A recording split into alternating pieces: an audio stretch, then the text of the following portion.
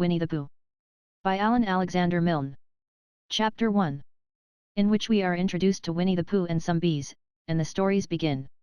Here is Edward Bear, coming downstairs now, bump, bump, bump, on the back of his head, behind Christopher Robin.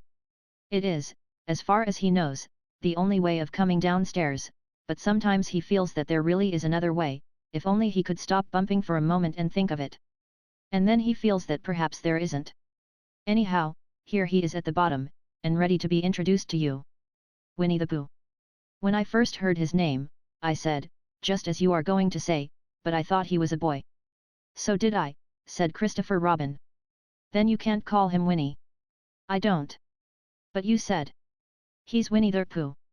Don't you know what there means? Ah, yes, now I do, I said quickly, and I hope you do too, because it is all the explanation you are going to get. Sometimes Winnie the Pooh likes a game of some sort when he comes downstairs, and sometimes he likes to sit quietly in front of the fire and listen to a story. This evening. What about a story? Said Christopher Robin. What about a story? I said. Could you very sweetly tell Winnie the Pooh one? I suppose I could, I said. What sort of stories does he like? About himself. Because he's that sort of bear. Oh, I see. So could you very sweetly? I'll try, I said. So I tried. Once upon a time, a very long time ago now, about last Friday, Winnie the Pooh lived in a forest all by himself under the name of Sanders. What does under the name mean? Asked Christopher Robin. It means he had the name over the door in gold letters, and lived under it. Winnie the Pooh wasn't quite sure, said Christopher Robin. Now I am, said a growly voice. Then I will go on, said I. One day when he was out walking, he came to an open place in the middle of the forest, and in the middle of this place was a large oak tree, and, from the top of the tree, there came a loud buzzing noise. Winnie the Pooh sat down at the foot of the tree, put his head between his paws and began to think. First of all he said to himself, that buzzing noise means something. You don't get a buzzing noise like that, just buzzing and buzzing, without its meaning something. If there's a buzzing noise, somebody's making a buzzing noise, and the only reason for making a buzzing noise that I know of is because you're a bee. Then he thought another long time, and said, and the only reason for being a bee that I know of is making honey. And then he got up, and said, and the only reason for making honey is so as I can eat it. So he began to climb the tree. He climbed and he climbed and he climbed, and as he climbed he sang a little song to himself. It went like this. Isn't it funny? How a bear likes honey. Buzz. Buzz. Buzz. I wonder why he does? Then he climbed a little further, and a little further, and then just a little further. By that time he had thought of another song. It's a very funny thought that, if bears were bees, they'd build their nests at the bottom of trees. And that being so, if the bees were bears, we shouldn't have to climb up all these stairs. He was getting rather tired by this time, so that is why he sang a complaining song. He was nearly there now, and if he just stood on that branch. Crack! Oh, help! Said Pooh, as he dropped 10 feet on the branch below him. If only I hadn't, he said, as he bounced 20 feet onto the next branch. You see, what I meant to do, he explained, as he turned head over heels, and crashed onto another branch 30 feet below, what I meant to do. Of course, it was rather, he admitted, as he slithered very quickly through the next 6 branches. It all comes, I suppose, he decided, as he said goodbye to the last branch, spun round 3 times, and flew gracefully into a gorse bush. It all comes of liking honey so much. Oh, help! He crawled out of the gorse bush, brushed the prickles from his nose, and began to think again. And the first person he thought of was Christopher Robin. Was that me? Said Christopher Robin in an odd voice, hardly daring to believe it. That was you. Christopher Robin said nothing, but his eyes got larger and larger, and his face got pinker and pinker. So Winnie the Pooh went round to his friend Christopher Robin, who lived behind a green door in another part of the forest. Good morning, Christopher Robin, he said. Good morning, Winnie the Pooh, said you. I wonder if you've got such a thing as a balloon about you. A balloon? Yes, I just said to myself coming along, I wonder if Christopher Robin has such a thing as a balloon about him. I just said it to myself, thinking of balloons, and wondering. What do you want a balloon for? You said. Winnie the Pooh looked round to see that nobody was listening, put his paw to his mouth, and said in a deep whisper, "Honey. But you don't get honey with balloons." "I do," said Pooh. "Well, it just happened that you had been to a party the day before at the house of your friend Piglet, and you had balloons at the party. You had had a big green balloon, and one of Rabbit's relations had had a big blue one, and had left it behind, being really too young to go to a party at all, and so you had brought the green one and the blue one home with you. Which one would you like?" you asked Pooh. He put his head between his paws and thought very carefully. "It's like this," he said. "When you go after honey with a balloon, the great thing is not to let the bees know you're coming. Now, if you have a green balloon, they might think you were only part of the tree, and not notice you, and, if you have a blue balloon, they might think you were only part of the sky, and not notice you, and the question is, which is most likely? Wouldn't they notice you underneath the balloon?" you asked. "They might or they might not," said Winnie the Pooh. "You never can tell with bees." He thought for a moment and said, "I shall try to look like a small black cloud. That will deceive them." "Then you had better have the blue balloon," you said, and so it was decided. Well, you both went out with the blue balloon, and you took your gun with you, just in case, as you always did, and Winnie the Pooh went to a very muddy place that he knew of, and rolled until he was black all over, and then, when the balloon was blown up as big, and you and Pooh were both holding on to the string, you let go suddenly, and Pooh Bear floated gracefully up into the sky, and stayed there, level with the top of the tree and about 20 feet away from it. "Hooray!" you shouted. "Isn't that fine?" shouted Winnie the Pooh down to you. "What do I look like?" "You look like a bear holding on to a balloon," you said. "Not," said Pooh anxiously, "not like a small black cloud in a blue sky. Not very much." "Ah, well, perhaps from up here it looks different. And, as I say, you never can tell with bees." There was no wind to blow him nearer to the tree, so there he stayed. He could see the honey, he could smell the honey, but he couldn't quite reach the honey. After a little while he called down to you. "Christopher Robin," he said in a loud whisper. "Hello. I think the bees suspect something." "What sort of thing?" "I don't know. But something tells me that they're suspicious. Perhaps they think that you're after their honey." "It may be that. You never can tell with bees." There was another little silence, and then he called down to you again. "Christopher Robin." "Yes. Have you an umbrella in your house?" "I think so. I wish you would bring it out here, and walk up and down with it, and look up at me every now and then, and say tut tut, it looks like rain. I think, if you did that, it would help the deception which we are practicing on these bees." "Well," you laughed to yourself, "silly old bear. But you didn't say it aloud because you were so fond of him, and you went home for your umbrella." "Oh, there you are!" called down Winnie the Pooh, as soon as you got back to the tree. "I was beginning to get anxious. I have discovered that the bees are now definitely suspicious. Shall I put my umbrella up?" you said. "Yes, but wait a moment. We must be practical. The important bee to deceive is the queen bee. Can you see which is the queen bee from down there?" "No. A pity." "Well, now, if you walk up and down with your umbrella, saying, tut tut, it looks like rain, I shall do what I can by singing a little cloud song, such as a cloud might sing. Go." So, while you walked up and down and wondered if it would rain, Winnie the Pooh sang this song. "How sweet to be a cloud, floating in the blue. Every little cloud always sings aloud. How sweet to be a cloud, floating in the blue. It makes him very proud to be a little cloud." The bees were still buzzing as suspiciously as ever. Some of them, indeed, left their nests and flew all round the cloud as it began the second verse of this song, and one bee sat down on the nose of the cloud for a moment, and then got up again. "Christopher, ow, Robin," called out the cloud. "Yes. I have just been thinking, and I have come to a very important decision. These are the wrong sort of bees." "Are they?" "Quite the wrong sort. So I should think they would make the wrong sort of honey, shouldn't you?" "Would they?" "Yes. So I think I shall come down." "How?" asked you. Winnie the Pooh hadn't thought about this. If he let go of the string, he would fall, bump, and he didn't like the idea of that.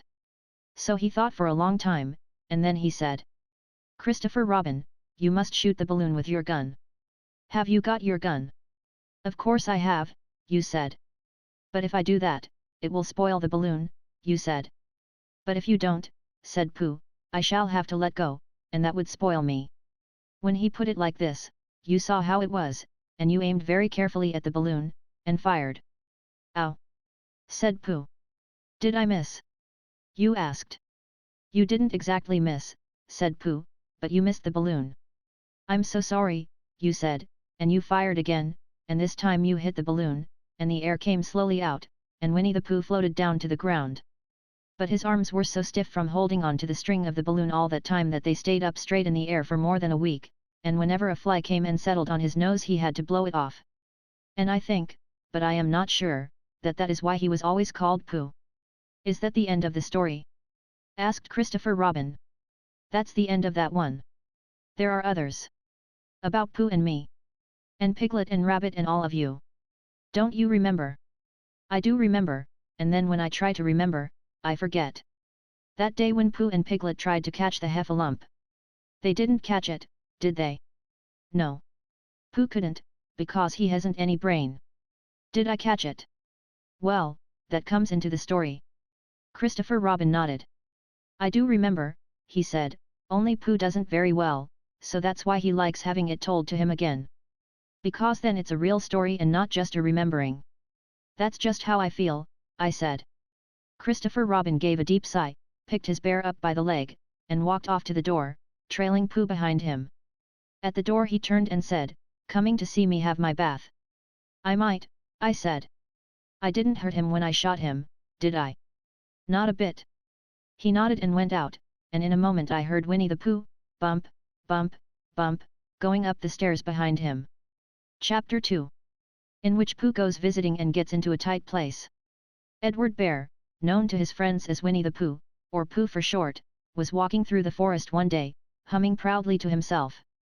He had made up a little hum that very morning, as he was doing his stoutness exercises in front of the glass, tra-la-la, as he stretched up as high as he could go, and then tra-la-la, tra-la, oh, help, la, as he tried to reach his toes.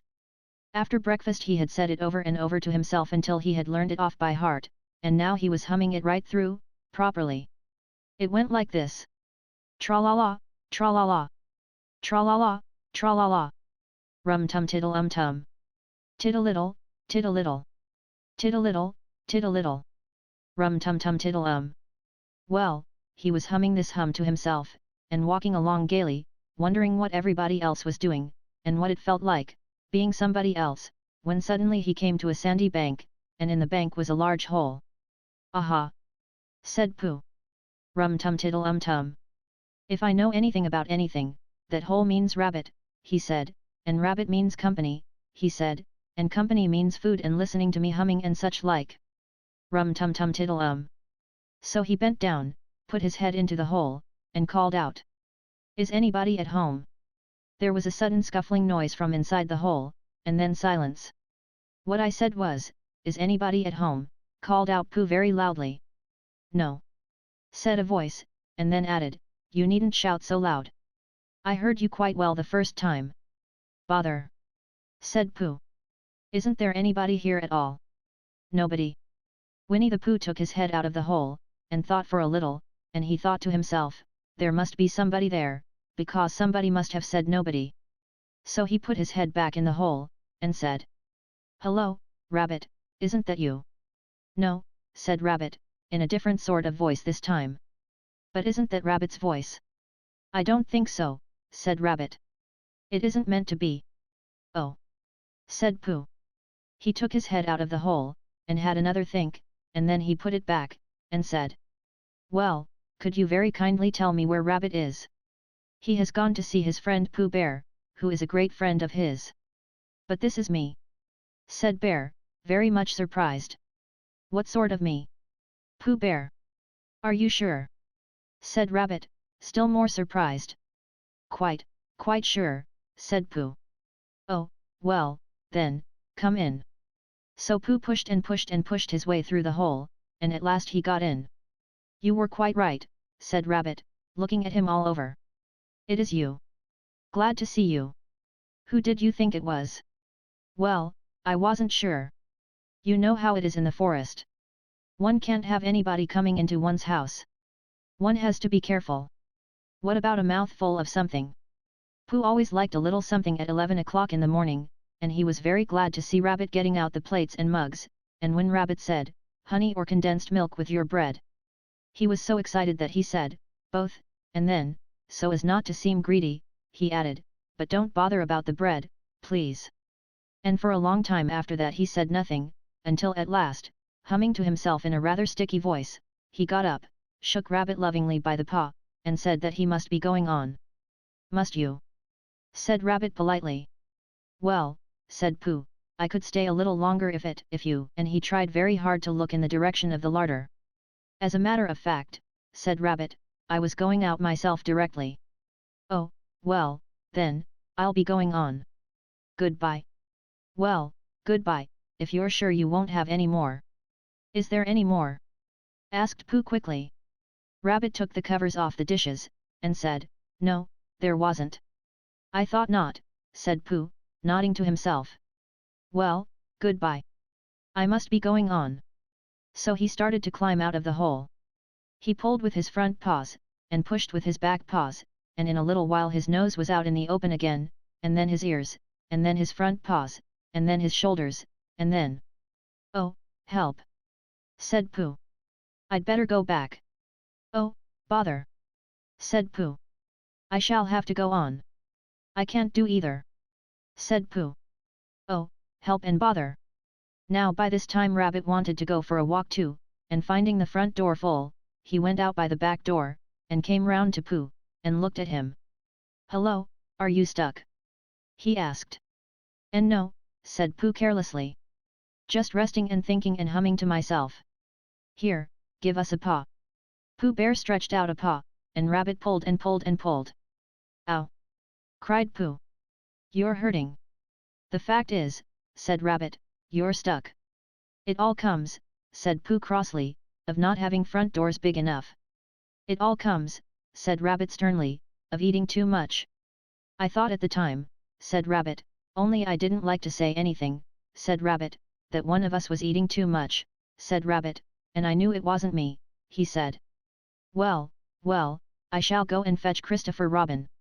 Christopher Robin lived at the other end of the forest, and when he came back with Rabbit, and saw the front half of Pooh, he said, silly old bear, in such a loving voice that everybody felt quite hopeful again.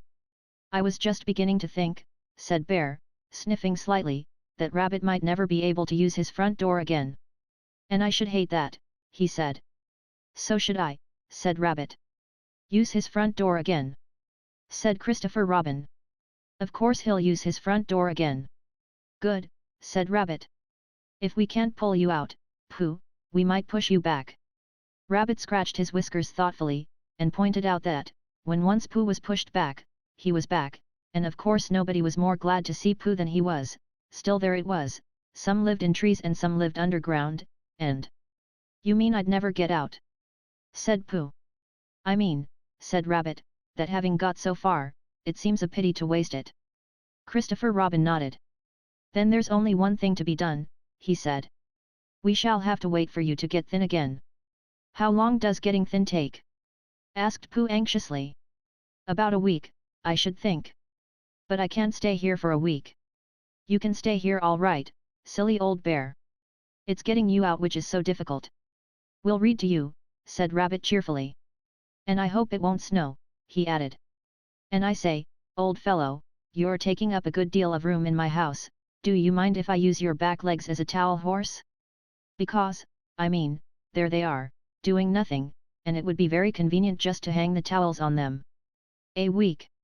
Said Pooh gloomily. What about meals? I'm afraid no meals, said Christopher Robin, because of getting thin quicker. But we will read to you. Bear began to sigh, and then found he couldn't because he was so tightly stuck, and a tear rolled down his eye, as he said. Then would you read a sustaining book, such as would help and comfort a wedged bear in great tightness. So for a week Christopher Robin read that sort of book at the north end of Pooh, and Rabbit hung his washing on the south end, and in between Bear felt himself getting slenderer and slenderer. And at the end of the week Christopher Robin said, Now, So he took hold of Pooh's front paws and Rabbit took hold of Christopher Robin, and all Rabbit's friends and relations took hold of Rabbit, and they all pulled together. And for a long time Pooh only said ow. And oh. And then, all of a sudden, he said pop. Just as if a cork were coming out of a bottle. And Christopher Robin and Rabbit and all Rabbit's friends and relations went head over heels backwards, and on the top of them came Winnie the Pooh, free. So, with a nod of thanks to his friends, he went on with his walk through the forest, humming proudly to himself. But, Christopher Robin looked after him lovingly, and said to himself, "Silly old bear." Chapter 3. In which Pooh and Piglet go hunting and nearly catch a woozle. The piglet lived in a very grand house in the middle of a beech tree, and the beech tree was in the middle of the forest, and the piglet lived in the middle of the house. Next to his house was a piece of broken board which had, "Trespassers W" on it. When Christopher Robin asked the piglet what it meant, he said it was his grandfather's name, and had been in the family for a long time. Christopher Robin said you couldn't be called Trespassers W, and Piglet said yes, you could, because his grandfather was, and it was short for Trespassers Will, which was short for Trespassers William. And his grandfather had had two names in case he lost one, Trespassers after an uncle, and William after Trespassers. "I've got two names," said Christopher Robin carelessly. "Well, there you are, that proves it," said Piglet. One fine winter's day when Piglet was brushing away the snow in front of his house, he happened to look up, and there was Winnie the Pooh. Pooh was walking round and round in a circle, thinking of something else, and when Piglet called to him, he just went on walking. "Hello," said Piglet, "what are you doing?" "Hunting," said Pooh. "Hunting what?" "Tracking something," said Winnie the Pooh very mysteriously. "Tracking what?" said Piglet, coming closer. "That's just what I ask myself." "I ask myself, what? What do you think you'll answer?" "I shall have to wait until I catch up with it," said Winnie the Pooh. "Now, look there." He pointed to the ground in front of him. "What do you see there?" "Tracks," said Piglet. "Paw marks." He gave a little squeak of excitement. "Oh, Pooh! Do you think it's a woozle?" "It may be," said Pooh. "Sometimes it is, and sometimes it isn't. You never can tell with paw marks." With these few words he went on tracking, and Piglet, after watching him for a minute or two, ran after him. Winnie the Pooh had come to a sudden stop, and was bending over the tracks in a puzzled sort of way. "What's the matter?" asked Piglet. "It's a very funny thing," said Bear, "but there seem to be two animals now. This, whatever it was, has been joined by another, whatever it is, and the two of them are now proceeding in company. Would you mind coming with me, Piglet, in case they turn out to be hostile animals?" Piglet scratched his ear in a nice sort of way, and said that he had nothing to do until Friday, and would be delighted to come, in case it really was a woozle. "You mean, in case it really is two woozles," said Winnie the Pooh, and Piglet said that anyhow he had nothing to do until Friday. So off they went together. There was a small spinney of large trees just here, and it seemed as if the two woozles, if that is what they were, had been going round this spinney, so round this spinney went Pooh and Piglet after them, Piglet passing the time by telling Pooh what his grandfather Trespassers W had done to remove stiffness after tracking, and how his grandfather Trespassers W had suffered in his later years from shortness of breath, and other matters of interest, and Pooh wondering what a grandfather was like. And if perhaps this was two grandfathers they were after now, and, if so, whether he would be allowed to take one home and keep it, and what Christopher Robin would say. And still the tracks went on in front of them. Suddenly Winnie the Pooh stopped, and pointed excitedly in front of him. "Look!" "What?" said Piglet, with a jump. And then, to show that he hadn't been frightened, he jumped up and down once or twice more in an exercising sort of way. "The tracks!" said Pooh. "A third animal has joined the other two."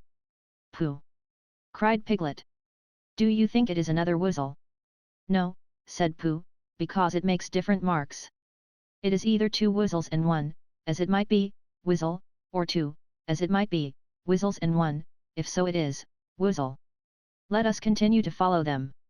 So they went on, feeling just a little anxious now, in case the three animals in front of them were of hostile intent. And Piglet wished very much that his grandfather TW were there, instead of elsewhere, and Pooh thought how nice it would be if they met Christopher Robin suddenly but quite accidentally, and only because he liked Christopher Robin so much. And then, all of a sudden, Winnie the Pooh stopped again, and licked the tip of his nose in a cooling manner, for he was feeling more hot and anxious than ever in his life before. There were 4 animals in front of them. Do you see, Piglet? Look at their tracks. 3, as it were, Woozles, and 1, as it was, Whizzle. Another Woozle has joined them. And so it seemed to be. There were the tracks, crossing over each other here, getting muddled up with each other there, but, quite plainly every now and then, the tracks of 4 sets of paws. I think, said Piglet, when he had licked the tip of his nose too, and found that it brought very little comfort, I think that I have just remembered something.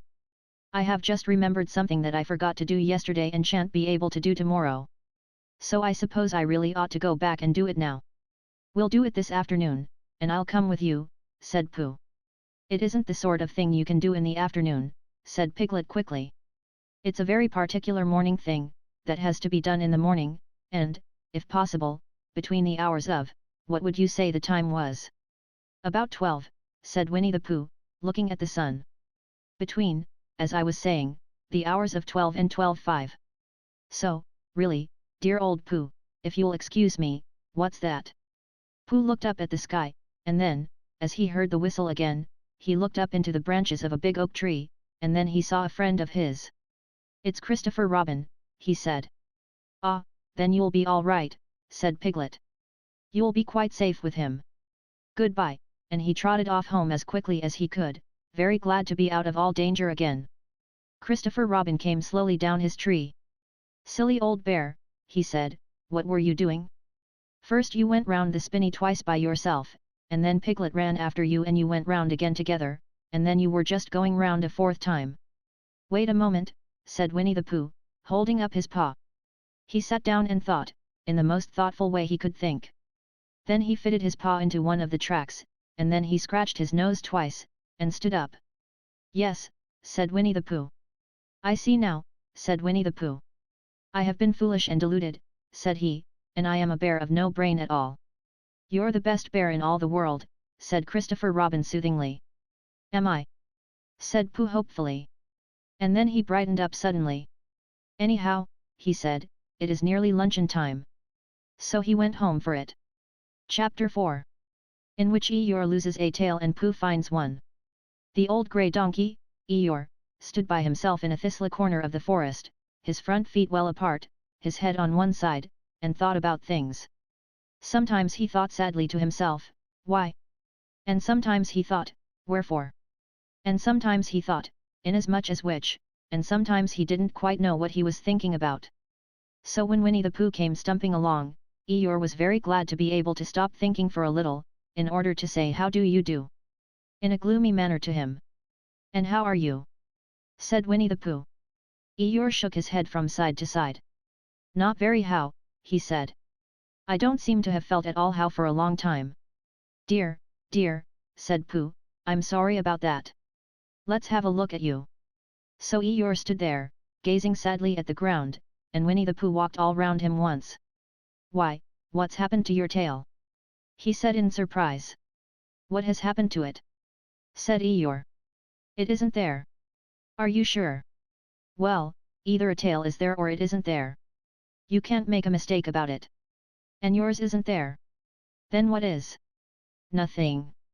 Let's have a look, said Eeyore, and he turned slowly round to the place where his tail had been a little while ago, and then, finding that he couldn't catch it up, he turned round the other way, until he came back to where he was at first, and then he put his head down and looked between his front legs, and at last he said, with a long, sad sigh, I believe you're right. Of course I'm right, said Pooh. That accounts for a good deal, said Eeyore gloomily. It explains everything. No wonder. You must have left it somewhere, said Winnie the Pooh. Somebody must have taken it, said Eeyore. How like them, he added, after a long silence. Pooh felt that he ought to say something helpful about it, but didn't quite know what. So he decided to do something helpful instead. Eeyore, he said solemnly, I, Winnie the Pooh, will find your tail for you. Thank you, Pooh, answered Eeyore. You're a real friend, said he. Not like some, he said. So Winnie the Pooh went off to find Eeyore's tail. It was a fine spring morning in the forest as he started out. Little soft clouds played happily in a blue sky, skipping from time to time in front of the sun as if they had come to put it out, and then sliding away suddenly so that the next might have his turn. Through them and between them the sun shone bravely, and a copse which had worn its furs all the year round seemed old and dowdy now beside the new green lace which the beeches had put on so prettily. Through copse and spinney marched Bear, down open slopes of gorse and heather, over rocky beds of streams, up steep banks of sandstone into the heather again, and so at last, tired and hungry, to the 100-acre wood. For it was in the 100-acre wood that Owl lived. And if anyone knows anything about anything, said Bear to himself, it's Owl who knows something about something, he said, or my name's not Winnie the Pooh, he said. Which it is, he added. So there you are.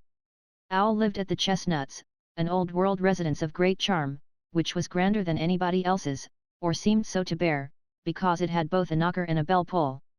Underneath the knocker there was a notice which said, "Please ring if an answer is required." Underneath the bell-pull there was a notice which said, "Please knock if an RNSR is not required." These notices had been written by Christopher Robin, who was the only one in the forest who could spell, for Owl, wise though he was in many ways, able to read and write and spell his own name WOL, yet somehow went all to pieces over delicate words like measles and buttered toast.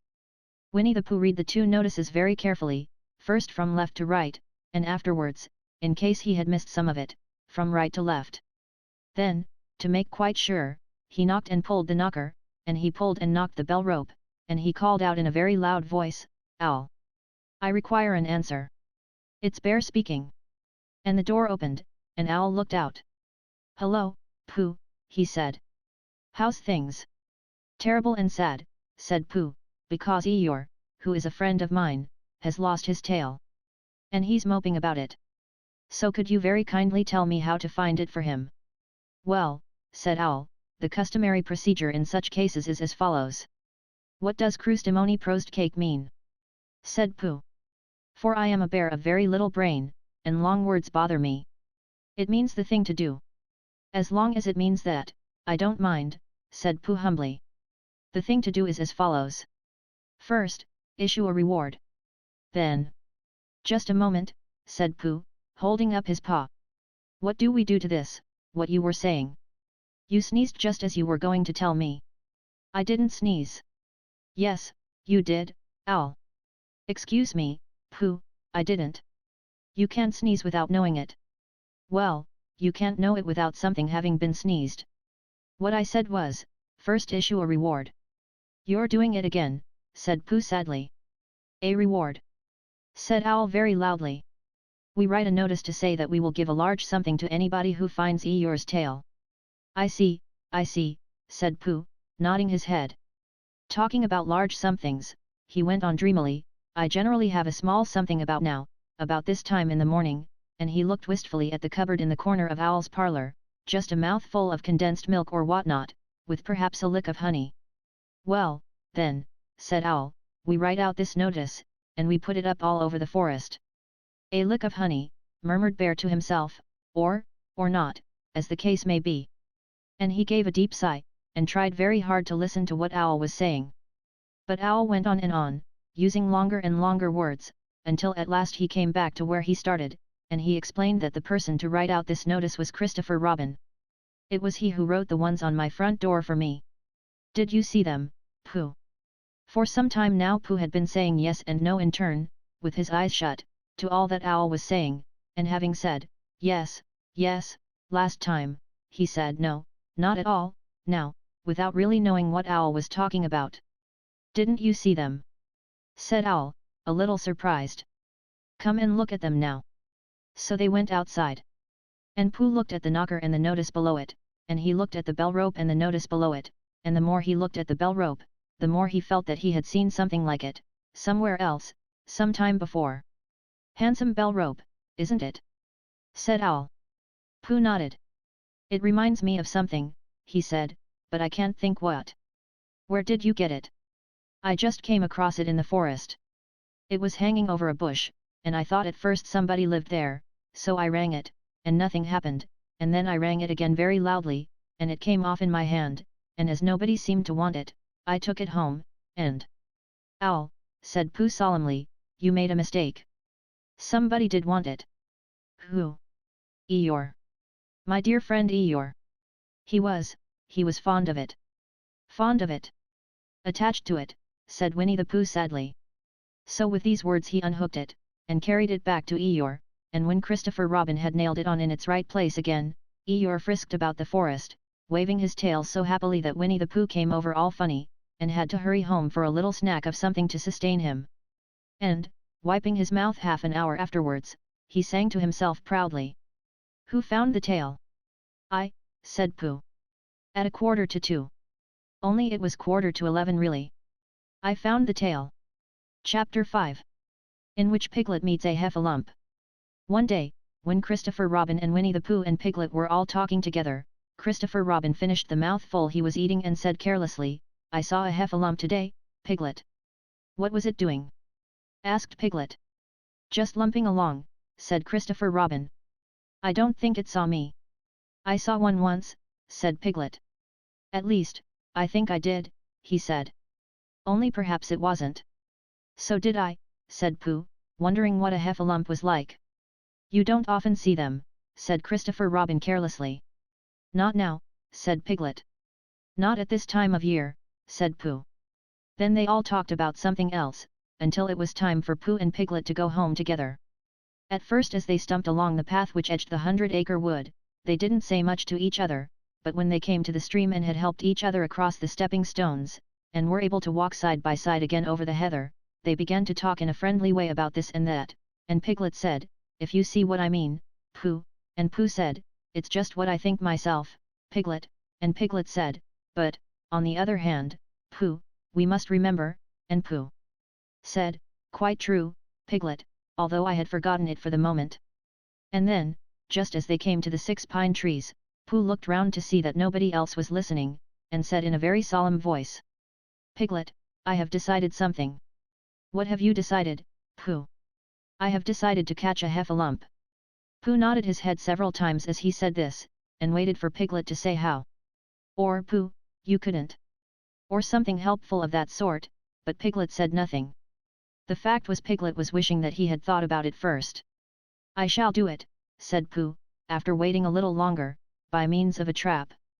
And it must be a cunning trap, so you will have to help me, Piglet. Pooh, said Piglet, feeling quite happy again now, I will. And then he said, how shall we do it? And Pooh said, that's just it. How? And then they sat down together to think it out. Pooh's first idea was that they should dig a very deep pit, and then the heffalump would come along and fall into the pit, and... Why? Said Piglet. Why what? Said Pooh. Why would he fall in? Pooh rubbed his nose with his paw, and said that the heffalump might be walking along, humming a little song, and looking up at the sky, wondering if it would rain, and so he wouldn't see the very deep pit until he was halfway down, when it would be too late. Piglet said that this was a very good trap, but supposing it were raining already? Pooh rubbed his nose again, and said that he hadn't thought of that. And then he brightened up, and said that, if it were raining already, the heffalump would be looking at the sky wondering if it would clear up, and so he wouldn't see the very deep pit until he was halfway down, when it would be too late. Piglet said that, now that this point had been explained, he thought it was a cunning trap. Pooh was very proud when he heard this, and he felt that the heffalump was as good as caught already, but there was just one other thing which had to be thought about, and it was this. Where should they dig the very deep pit? Piglet said that the best place would be somewhere where a heffalump was, just before he fell into it, only about a foot farther on. But then he would see us digging it, said Pooh. Not if he was looking at the sky. He would suspect, said Pooh, if he happened to look down. He thought for a long time and then added sadly, it isn't as easy as I thought. I suppose that's why heffalumps hardly ever get caught. That must be it, said Piglet. They sighed and got up, and when they had taken a few gorse prickles out of themselves they sat down again, and all the time Pooh was saying to himself, if only I could think of something. For he felt sure that a very clever brain could catch a heffalump if only he knew the right way to go about it. Suppose, he said to Piglet, you wanted to catch me, how would you do it? Well, said Piglet, I should do it like this. I should make a trap, and I should put a jar of honey in the trap, and you would smell it, and you would go in after it, and I would go in after it, said Pooh excitedly, only very carefully so as not to hurt myself, and I would get to the jar of honey, and I should lick round the edges first of all, pretending that there wasn't any more, you know, and then I should walk away and think about it a little, and then I should come back and start licking in the middle of the jar, and then... Yes, well, never mind about that. There you would be, and there I should catch you. Now the first thing to think of is, what do heffalumps like? I should think acorns, shouldn't you? We'll get a lot of, I say, wake up, Pooh. Pooh, who had gone into a happy dream, woke up with a start, and said that honey was a much more trappy thing than acorns.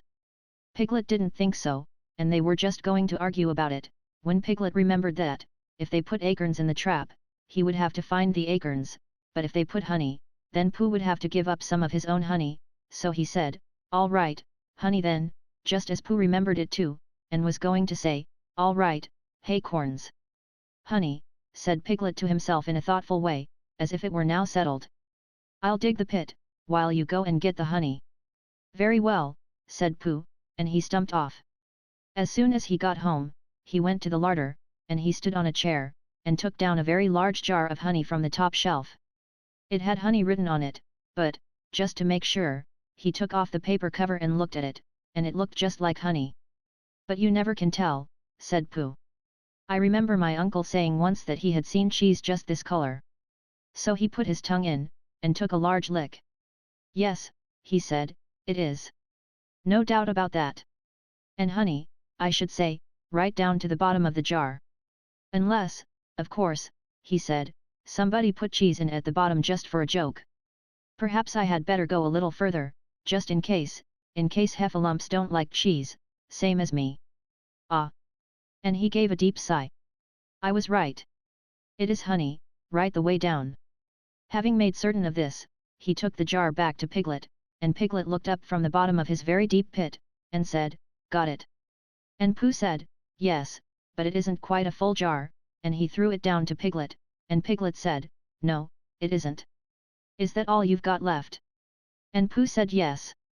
Because it was. So Piglet put the jar at the bottom of the pit, and climbed out, and they went off home together. Well, good night, Pooh, said Piglet, when they had got to Pooh's house. And we meet at 6 o'clock tomorrow morning by the pine trees, and see how many heffalumps we've got in our trap. 6 o'clock, Piglet. And have you got any string? No. Why do you want string? To lead them home with. Oh. I think heffalumps come if you whistle. Some do and some don't. You never can tell with heffalumps. Well, good night. Good night. And off Piglet trotted to his house trespassers while Pooh made his preparations for bed. Some hours later, just as the night was beginning to steal away, Pooh woke up suddenly with a sinking feeling. He had had that sinking feeling before, and he knew what it meant. He was hungry. So he went to the larder, and he stood on a chair and reached up to the top shelf, and found nothing. That's funny, he thought. I know I had a jar of honey there. A full jar, full of honey right up to the top, and it had honey written on it, so that I should know it was honey. That's very funny. And then he began to wander up and down, wondering where it was and murmuring a murmur to himself. Like this. It's very, very funny. 'Cause I know I had some honey. 'Cause it had a label on. Saying honey. A galoptious full up pot too. And I don't know where it's got to. No, I don't know where it's gone. Well, it's funny. He had murmured this to himself 3 times in a singing sort of way, when suddenly he remembered. He had put it into the cunning trap to catch the heffalump. Bother! Said Pooh. It all comes of trying to be kind to heffalumps. And he got back into bed. But he couldn't sleep. The more he tried to sleep, the more he couldn't. He tried counting sheep, which is sometimes a good way of getting to sleep, and, as that was no good, he tried counting heffalumps. And that was worse. Because every heffalump that he counted was making straight for a pot of Pooh's honey, and eating it all. For some minutes he lay there miserably, but when the 587th heffalump was licking its jaws, and saying to itself, very good honey this, I don't know when I've tasted better, Pooh could bear it no longer. He jumped out of bed, he ran out of the house, and he ran straight to the 6 pine trees. The sun was still in bed, but there was a lightness in the sky over the 100-acre wood which seemed to show that it was waking up and would soon be kicking off the clothes. In the half-light the pine trees looked cold and lonely, and the very deep pit seemed deeper than it was, and Pooh's jar of honey at the bottom was something mysterious, a shape and no more. But as he got nearer to it his nose told him that it was indeed honey, and his tongue came out and began to polish up his mouth, ready for it. "Bother!" said Pooh, as he got his nose inside the jar. "A heffalump has been eating it." And then he thought a little and said, "Oh, no, I did. I forgot." Indeed, he had eaten most of it. But there was a little left at the very bottom of the jar, and he pushed his head right in, and began to lick. By and by Piglet woke up. As soon as he woke he said to himself, "Oh." Then he said bravely, "Yes," and then, still more bravely, "Quite so." But he didn't feel very brave, for the word which was really jiggetting about in his brain was heffalumps. What was a heffalump like? Was it fierce? Did it come when you whistled? And how did it come? Was it fond of pigs at all? If it was fond of pigs, did it make any difference what sort of pig? Supposing it was fierce with pigs, would it make any difference if the pig had a grandfather called Trespassers William? He didn't know the answer to any of these questions, and he was going to see his first heffalump in about an hour from now. Of course Pooh would be with him, and it was much more friendly with two. But suppose heffalumps were very fierce with pigs and bears? Wouldn't it be better to pretend that he had a headache, and couldn't go up to the 6 pine trees this morning? But then suppose that it was a very fine day, and there was no heffalump in the trap, here he would be, in bed all the morning, simply wasting his time for nothing. What should he do? And then he had a clever idea. He would go up very quietly to the 6 pine trees now, peep very cautiously into the trap, and see if there was a heffalump there. And if there was, he would go back to bed, and if there wasn't, he wouldn't. So off he went. At first he thought that there wouldn't be a heffalump in the trap, and then he thought that there would, and as he got nearer he was sure that there would, because he could hear it heffalumping about it like anything. "Oh, dear, oh, dear, oh, dear," said Piglet to himself. And he wanted to run away. But somehow, having got so near, he felt that he must just see what a heffalump was like. So he crept to the side of the trap and looked in. And all the time Winnie the Pooh had been trying to get the honey jar off his head. The more he shook it, the more tightly it stuck. "Bother!" he said, inside the jar, and "Oh, help!" and, mostly, "Ow!" And he tried bumping it against things, but as he couldn't see what he was bumping it against, it didn't help him, and he tried to climb out of the trap, but as he could see nothing but jar, and not much of that, he couldn't find his way. So at last he lifted up his head, jar and all, and made a loud, roaring noise of sadness and despair, and it was at that moment that Piglet looked down. "Help! Help!" cried Piglet, "a heffalump, a horrible heffalump!" And he scampered off as hard as he could, still crying out, "Help! Help! A horrible hoffalump! Hoff! Hoff! A helliable horralump! Haul! Haul! A hoffable hellyrump!" And he didn't stop crying and scampering until he got to Christopher Robin's house. "Whatever's the matter, Piglet?" said Christopher Robin, who was just getting up. "Hef," said Piglet, breathing so hard that he could hardly speak, "a hef, a hef, a heffalump." "Where?" "Up there," said Piglet, waving his paw. "What did it look like?" Like, it had the biggest head you ever saw, Christopher Robin. "A great enormous thing, like nothing." "A huge big, well, I don't know, like an enormous big nothing." "Like a jar." "Well," said Christopher Robin, putting on his shoes, "I shall go and look at it." "Come on." Piglet wasn't afraid if he had Christopher Robin with him, so off they went. "I can hear it, can't you?" said Piglet anxiously, as they got near. "I can hear something," said Christopher Robin. It was Pooh bumping his head against a tree root he had found. "There!" said Piglet. "Isn't it awful?" And he held on tight to Christopher Robin's hand. Suddenly Christopher Robin began to laugh, and he laughed, and he laughed, and he laughed. And while he was still laughing, crash went the heffalump's head against the tree root, smash went the jar, and out came Pooh's head again. Then Piglet saw what a foolish piglet he had been, and he was so ashamed of himself that he ran straight off home and went to bed with a headache. But Christopher Robin and Pooh went home to breakfast together. "Oh, Bear!" said Christopher Robin. "How I do love you!" "So do I," said Pooh. Chapter 6. In which Eeyore has a birthday and gets 2 presents. Eeyore, the old grey donkey, stood by the side of the stream, and looked at himself in the water. Pathetic, he said. That's what it is. Pathetic. He turned and walked slowly down the stream for 20 yards, splashed across it, and walked slowly back on the other side. Then he looked at himself in the water again. As I thought, he said. No better from this side. But nobody minds. Nobody cares. Pathetic, that's what it is. There was a crackling noise in the bracken behind him, and out came Pooh. Good morning, Eeyore, said Pooh. Good morning, Pooh Bear, said Eeyore gloomily. If it is a good morning, he said. Which I doubt, said he. Why, what's the matter? Nothing, Pooh Bear, nothing. We can't all, and some of us don't. That's all there is to it. Can't all what? Said Pooh, rubbing his nose. Gaiety. Song and dance. Here we go round the mulberry bush. Oh! Said Pooh. He thought for a long time, and then asked, what mulberry bush is that? Bonami, went on Eeyore gloomily. French word meaning bonami, he explained. I'm not complaining, but there it is. Pooh sat down on a large stone, and tried to think this out.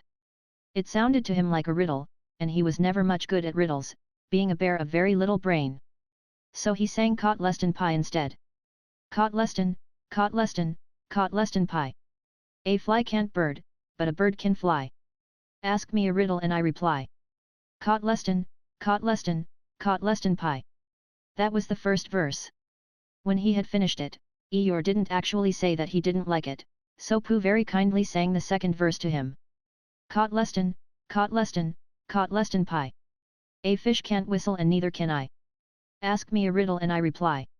Caught Leston, caught Leston, caught Leston Pie. Eeyore still said nothing at all, so Pooh hummed the third verse quietly to himself. Caught Leston, caught Leston, caught Leston Pie. Why does a chicken, I don't know why. Ask me a riddle and I reply. Caught Leston, caught Leston, caught Leston Pie.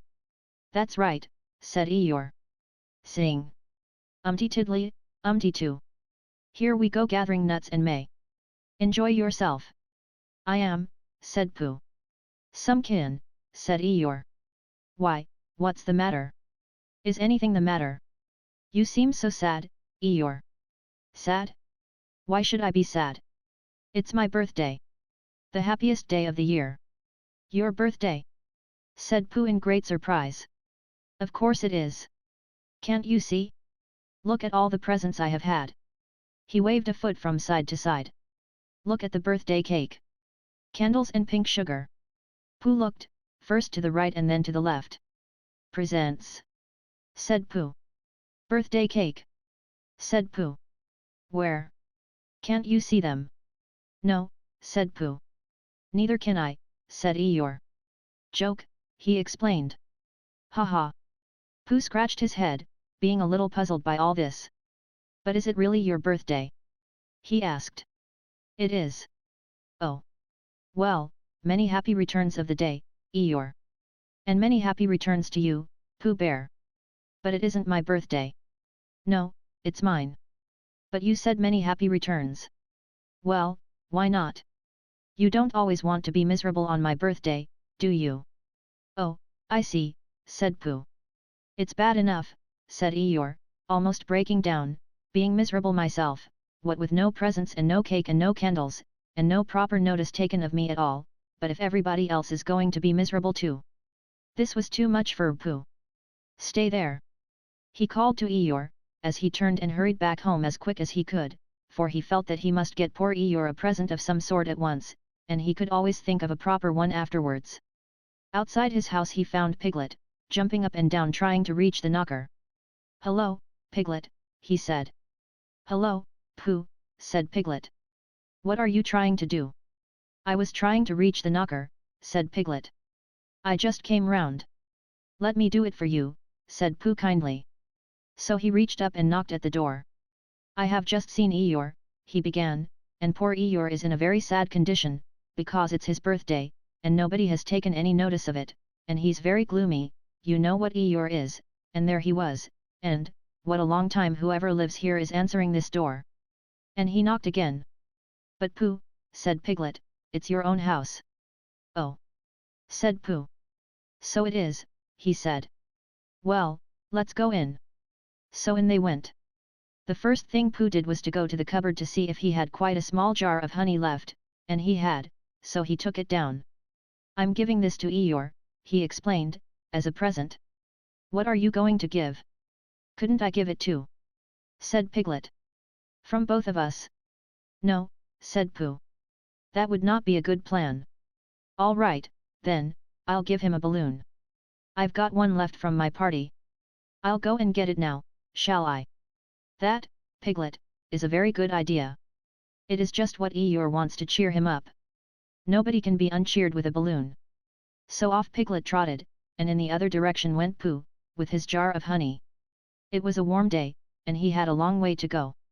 He hadn't gone more than halfway when a sort of funny feeling began to creep all over him. It began at the tip of his nose and trickled all through him and out at the soles of his feet. It was just as if somebody inside him were saying, "Now then, Pooh, time for a little something." "Dear, dear," said Pooh, "I didn't know it was as late as that."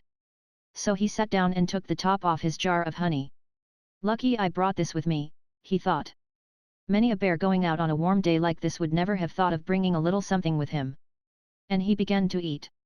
Now let me see, he thought, as he took his last lick of the inside of the jar, where was I going? Ah, yes, Eeyore. He got up slowly. And then, suddenly, he remembered.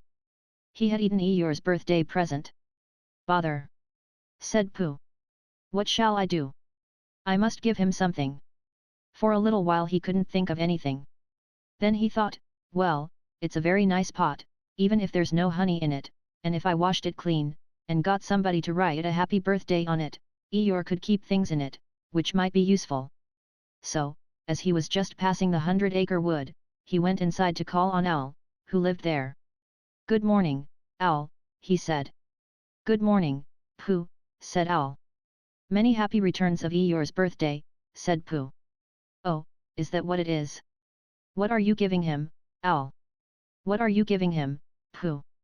"I'm giving him a useful pot to keep things in, and I wanted to ask you." "Is this it?" said Owl, taking it out of Pooh's paw. "Yes, and I wanted to ask you." "Somebody has been keeping honey in it," said Owl. "You can keep anything in it," said Pooh earnestly. "It's very useful like that. And I wanted to ask you. You ought to write a happy birthday on it." "That was what I wanted to ask you," said Pooh. "Because my spelling is wobbly. It's good spelling but it wobbles, and the letters get in the wrong places. Would you write a happy birthday on it for me?" "It's a nice pot," said Owl, looking at it all round. "Couldn't I give it to? From both of us?" "No," said Pooh. "That would not be a good plan. Now I'll just wash it first, and then you can write on it." Well, he washed the pot out, and dried it, while Owl licked the end of his pencil, and wondered how to spell birthday. "Can you read, Pooh?" he asked a little anxiously. "There's a notice about knocking and ringing outside my door, which Christopher Robin wrote. Could you read it? Christopher Robin told me what it said, and then I could." "Well, I'll tell you what this says, and then you'll be able to." So Owl wrote, and this is what he wrote. "Hippypapy thuthty." Pooh looked on admiringly. "I'm just saying a happy birthday," said Owl carelessly. "It's a nice long one," said Pooh, very much impressed by it. "Well, actually, of course, I'm saying a very happy birthday with love from Pooh. Naturally it takes a good deal of pencil to say a long thing like that." "Oh, I see," said Pooh. While all this was happening, Piglet had gone back to his own house to get Eeyore's balloon. He held it very tightly against himself, so that it shouldn't blow away, and he ran as fast as he could so as to get to Eeyore before Pooh did, for he thought that he would like to be the first one to give a present, just as if he had thought of it without being told by anybody. And running along, and thinking how pleased Eeyore would be, he didn't look where he was going, and suddenly he put his foot in a rabbit hole, and fell down flat on his face. Bang! Piglet lay there, wondering what had happened. At first he thought that the whole world had blown up, and then he thought that perhaps only the forest part of it had, and then he thought that perhaps only he had, and he was now alone in the moon or somewhere, and would never see Christopher Robin or Pooh or Eeyore again. And then he thought, well, even if I'm in the moon, I needn't be face downwards all the time, so he got cautiously up and looked about him. He was still in the forest. Well, that's funny, he thought. I wonder what that bang was. I couldn't have made such a noise just falling down. And where's my balloon? And what's that small piece of damp rag doing? It was the balloon. Oh, dear! Said Piglet. Oh, dear, oh, dearie, dearie, dear. Well, it's too late now. I can't go back, and I haven't another balloon, and perhaps Eeyore doesn't like balloons so very much. So he trotted on, rather sadly now, and down he came to the side of the stream where Eeyore was, and called out to him. Good morning, Eeyore, shouted Piglet. Good morning, little Piglet, said Eeyore. If it is a good morning, he said. Which I doubt, said he. Not that it matters, he said. Many happy returns of the day, said Piglet, having now got closer. Eeyore stopped looking at himself in the stream, and turned to stare at Piglet. Just say that again, he said. Many hap. Wait a moment. Balancing on 3 legs, he began to bring his 4th leg very cautiously up to his ear. I did this yesterday, he explained, as he fell down for the 3rd time. It's quite easy. It's so as I can hear better. There, that's done it.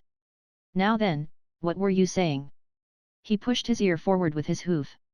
Many happy returns of the day, said Piglet again. Meaning me. Of course, Eeyore. My birthday. Yes.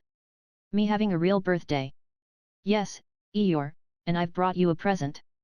Eeyore took down his right hoof from his right ear, turned round and with great difficulty put up his left hoof. I must have that in the other ear, he said. Now then. A present, said Piglet very loudly. Meaning me again. Yes. My birthday still. Of course, Eeyore. Me going on having a real birthday. Yes, Eeyore, and I brought you a balloon. Balloon. Said Eeyore. You did say balloon? One of those big colored things you blow up? Gaiety, song and dance, here we are and there we are. Yes, but I'm afraid, I'm very sorry, Eeyore, but when I was running along to bring it you, I fell down. Dear, dear, how unlucky. You ran too fast, I expect. You didn't hurt yourself, little Piglet. No, but oh, Eeyore, I burst the balloon. There was a very long silence. My balloon. Said Eeyore at last. Piglet nodded. My birthday balloon. Yes, Eeyore, said Piglet sniffing a little. Here it is. With many happy returns of the day. And he gave Eeyore the small piece of damp rag. Is this it? Said Eeyore, a little surprised. Piglet nodded. My present. Piglet nodded again. The balloon. Yes. Thank you, Piglet, said Eeyore. You don't mind my asking, he went on, but what color was this balloon when it was a balloon? Red. I just wondered. Red, he murmured to himself. My favorite color. How big was it? About as big as me. I just wondered. About as big as Piglet, he said to himself sadly. My favorite size. Well, well. Piglet felt very miserable, and didn't know what to say. He was still opening his mouth to begin something, and then deciding that it wasn't any good saying that, when he heard a shout from the other side of the river, and there was Pooh. Many happy returns of the day, called out Pooh, forgetting that he had said it already. Thank you, Pooh, I'm having them, said Eeyore gloomily. I've brought you a little present, said Pooh excitedly. I've had it, said Eeyore. Pooh had now splashed across the stream to Eeyore, and Piglet was sitting a little way off, his head in his paws, snuffling to himself. It's a useful pot, said Pooh. Here it is. And it's got a very happy birthday with love from Pooh written on it. That's what all that writing is. And it's for putting things in. There. When Eeyore saw the pot, he became quite excited. Why? He said. I believe my balloon will just go into that pot. Oh, no, Eeyore, said Pooh. Balloons are much too big to go into pots. What you do with a balloon is, you hold the balloon. Not mine, said Eeyore proudly. Look, Piglet. And as Piglet looked sorrowfully round, Eeyore picked the balloon up with his teeth, and placed it carefully in the pot, picked it out and put it on the ground, and then picked it up again and put it carefully back, So it does, said Pooh. It goes in. So it does, said Piglet. And it comes out, doesn't it? Said Eeyore. It goes in and out like anything. I'm very glad, said Pooh happily, that I thought of giving you a useful pot to put things in. I'm very glad, said Piglet happily, that I thought of giving you something to put in a useful pot. But Eeyore wasn't listening. He was taking the balloon out, and putting it back again, as happy as could be. And didn't I give him anything?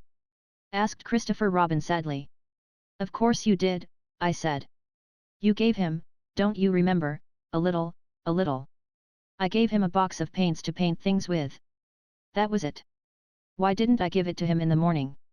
You were so busy getting his party ready for him. He had a cake with icing on the top, and 3 candles, and his name in pink sugar, and... Yes, I remember, said Christopher Robin. Chapter 7. In which Kanga and Baby Roo come to the forest, and Piglet has a bath. Nobody seemed to know where they came from, but there they were in the forest, Kanga and Baby Roo. When Pooh asked Christopher Robin, how did they come here? Christopher Robin said, in the usual way, if you know what I mean, Pooh, and Pooh, who didn't, said oh. Then he nodded his head twice and said, in the usual way. Ah. Then he went to call upon his friend Piglet to see what he thought about it. And at Piglet's house he found Rabbit. So they all talked about it together. What I don't like about it is this, said Rabbit. Here are we, you, Pooh, and you, Piglet, and me, and suddenly. And Eeyore, said Pooh. And Eeyore, and then suddenly. An owl, said Pooh. An owl, and then all of a sudden. Oh, and Eeyore, said Pooh. I was forgetting him. Here, we, are, said Rabbit very slowly and carefully, all, of, us, and then, suddenly, we wake up one morning and, what do we find? We find a strange animal among us. An animal of whom we have never even heard before. An animal who carries her family about with her in her pocket. Suppose I carried my family about with me in my pocket, how many pockets should I want? 16, said Piglet. 17, isn't it? Said Rabbit. And one more for a handkerchief, that's 18. 18 pockets in one suit. I haven't time. There was a long and thoughtful silence, and then Pooh, who had been frowning very hard for some minutes, said, I make it 15. What? Said Rabbit. 15. 15 what? Your family. What about them? Pooh rubbed his nose and said that he thought Rabbit had been talking about his family. Did I? Said Rabbit carelessly. Yes, you said. Never mind, Pooh, said Piglet impatiently. The question is, what are we to do about Kanga? Oh, I see, said Pooh. The best way, said Rabbit, would be this. The best way would be to steal Baby Roo and hide him, and then when Kanga says, where's Baby Roo, we say, aha. Aha. Said Pooh, practicing. Aha. Aha. Of course, he went on, we could say aha, even if we hadn't stolen Baby Roo. Pooh, said Rabbit kindly, you haven't any brain. I know, said Pooh humbly. We say aha, so that Kanga knows that we know where Baby Roo is. Aha, means we'll tell you where Baby Roo is, if you promise to go away from the forest and never come back. Now don't talk while I think. Pooh went into a corner and tried saying aha, in that sort of voice. Sometimes it seemed to him that it did mean what Rabbit said, and sometimes it seemed to him that it didn't. I suppose it's just practice, he thought. I wonder if Kanga will have to practice too so as to understand it. There's just one thing, said Piglet, fidgeting a bit. I was talking to Christopher Robin, and he said that a Kanga was generally regarded as one of the fiercer animals. I am not frightened of fierce animals in the ordinary way, but it is well known that, if one of the fiercer animals is deprived of its young, it becomes as fierce as 2 of the fiercer animals. In which case aha, is perhaps a foolish thing to say. Piglet, said Rabbit, taking out a pencil, and licking the end of it, you haven't any pluck. It is hard to be brave, said Piglet, sniffing slightly, when you're only a very small animal. Rabbit, who had begun to write very busily, looked up and said. It is because you are a very small animal that you will be useful in the adventure before us. Piglet was so excited at the idea of being useful, that he forgot to be frightened any more, and when Rabbit went on to say that Kangas were only fierce during the winter months, Being at other times of an affectionate disposition, he could hardly sit still, he was so eager to begin being useful at once. "What about me?" said Pooh sadly. "I suppose I shan't be useful." "Never mind, Pooh," said Piglet comfortingly. "Another time perhaps." "Without Pooh," said Rabbit solemnly as he sharpened his pencil, "the adventure would be impossible." "Oh!" said Piglet, and tried not to look disappointed. But Pooh went into a corner of the room and said proudly to himself, "Impossible without me. That sort of bear." "Now listen all of you," said Rabbit when he had finished writing, and Pooh and Piglet sat listening very eagerly with their mouths open. This was what Rabbit read out. "Plan to capture Baby Roo. 1. General remarks. Kanga runs faster than any of us, even me. 2. More general remarks. Kanga never takes her eye off Baby Roo, except when he's safely buttoned up in her pocket. 3. Therefore, if we are to capture Baby Roo, we must get a long start, because Kanga runs faster than any of us, even me. C1. 4. A thought.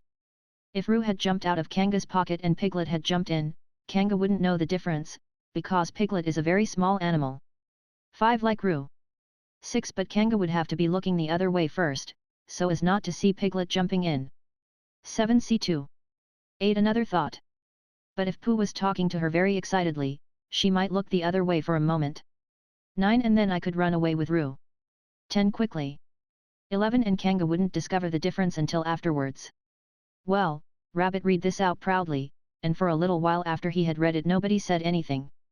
And then Piglet, who had been opening and shutting his mouth without making any noise, managed to say very huskily. "And, afterwards? How do you mean?" "When Kanga does discover the difference. Then we all say aha. All 3 of us." "Yes." "Oh. Why, what's the trouble, Piglet?" "Nothing," said Piglet, "as long as we all 3 say it." "As long as we all 3 say it," said Piglet, "I don't mind," he said, "but I shouldn't care to say aha, by myself. It wouldn't sound nearly so well. By the way," he said, "you are quite sure about what you said about the winter months?" "The winter months?" "Yes, only being fierce in the winter months." "Oh, yes, yes, that's all right. Well, Pooh? You see what you have to do." "No," said Pooh Bear. "Not yet," he said. "What do I do?" "Well, you just have to talk very hard to Kanga so as she doesn't notice anything." "Oh. What about?" "Anything you like." "You mean like telling her a little bit of poetry or something?" "That's it," said Rabbit. "Splendid. Now come along." So they all went out to look for Kanga. Kanga and Roo were spending a quiet afternoon in a sandy part of the forest. Baby Roo was practicing very small jumps in the sand, and falling down mouse holes and climbing out of them, and Kanga was fidgeting about and saying, "Just one more jump, dear, and then we must go home." And at that moment who should come stumping up the hill but Pooh. "Good afternoon, Kanga." "Good afternoon, Pooh." "Look at me jumping," squeaked Roo, and fell into another mouse hole.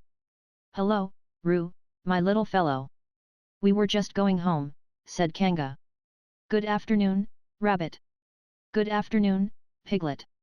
Rabbit and Piglet, who had now come up from the other side of the hill, said good afternoon, and hello, Roo, and Roo asked them to look at him jumping, so they stayed and looked.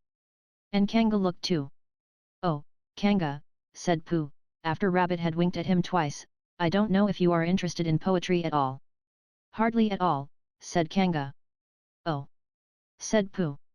"Roo, dear, just one more jump and then we must go home." There was a short silence while Roo fell down another mouse hole. "Go on," said Rabbit in a loud whisper behind his paw. "Talking of poetry," said Pooh, "I made up a little piece as I was coming along. It went like this. Now let me see." "Fancy," said Kanga. "Now Roo, dear. You'll like this piece of poetry," said Rabbit. "You'll love it," said Piglet. "You must listen very carefully," said Rabbit. "So as not to miss any of it," said Piglet. "Oh, yes," said Kanga, but she still looked at Baby Roo. "How did it go, Pooh?" said Rabbit. Pooh gave a little cough and began. Lines written by a bear of very little brain. On Monday, when the sun is hot, I wonder to myself a lot. Now is it true, or is it not? That what is which and which is what? On Tuesday, when it hails and snows. The feeling on me grows and grows.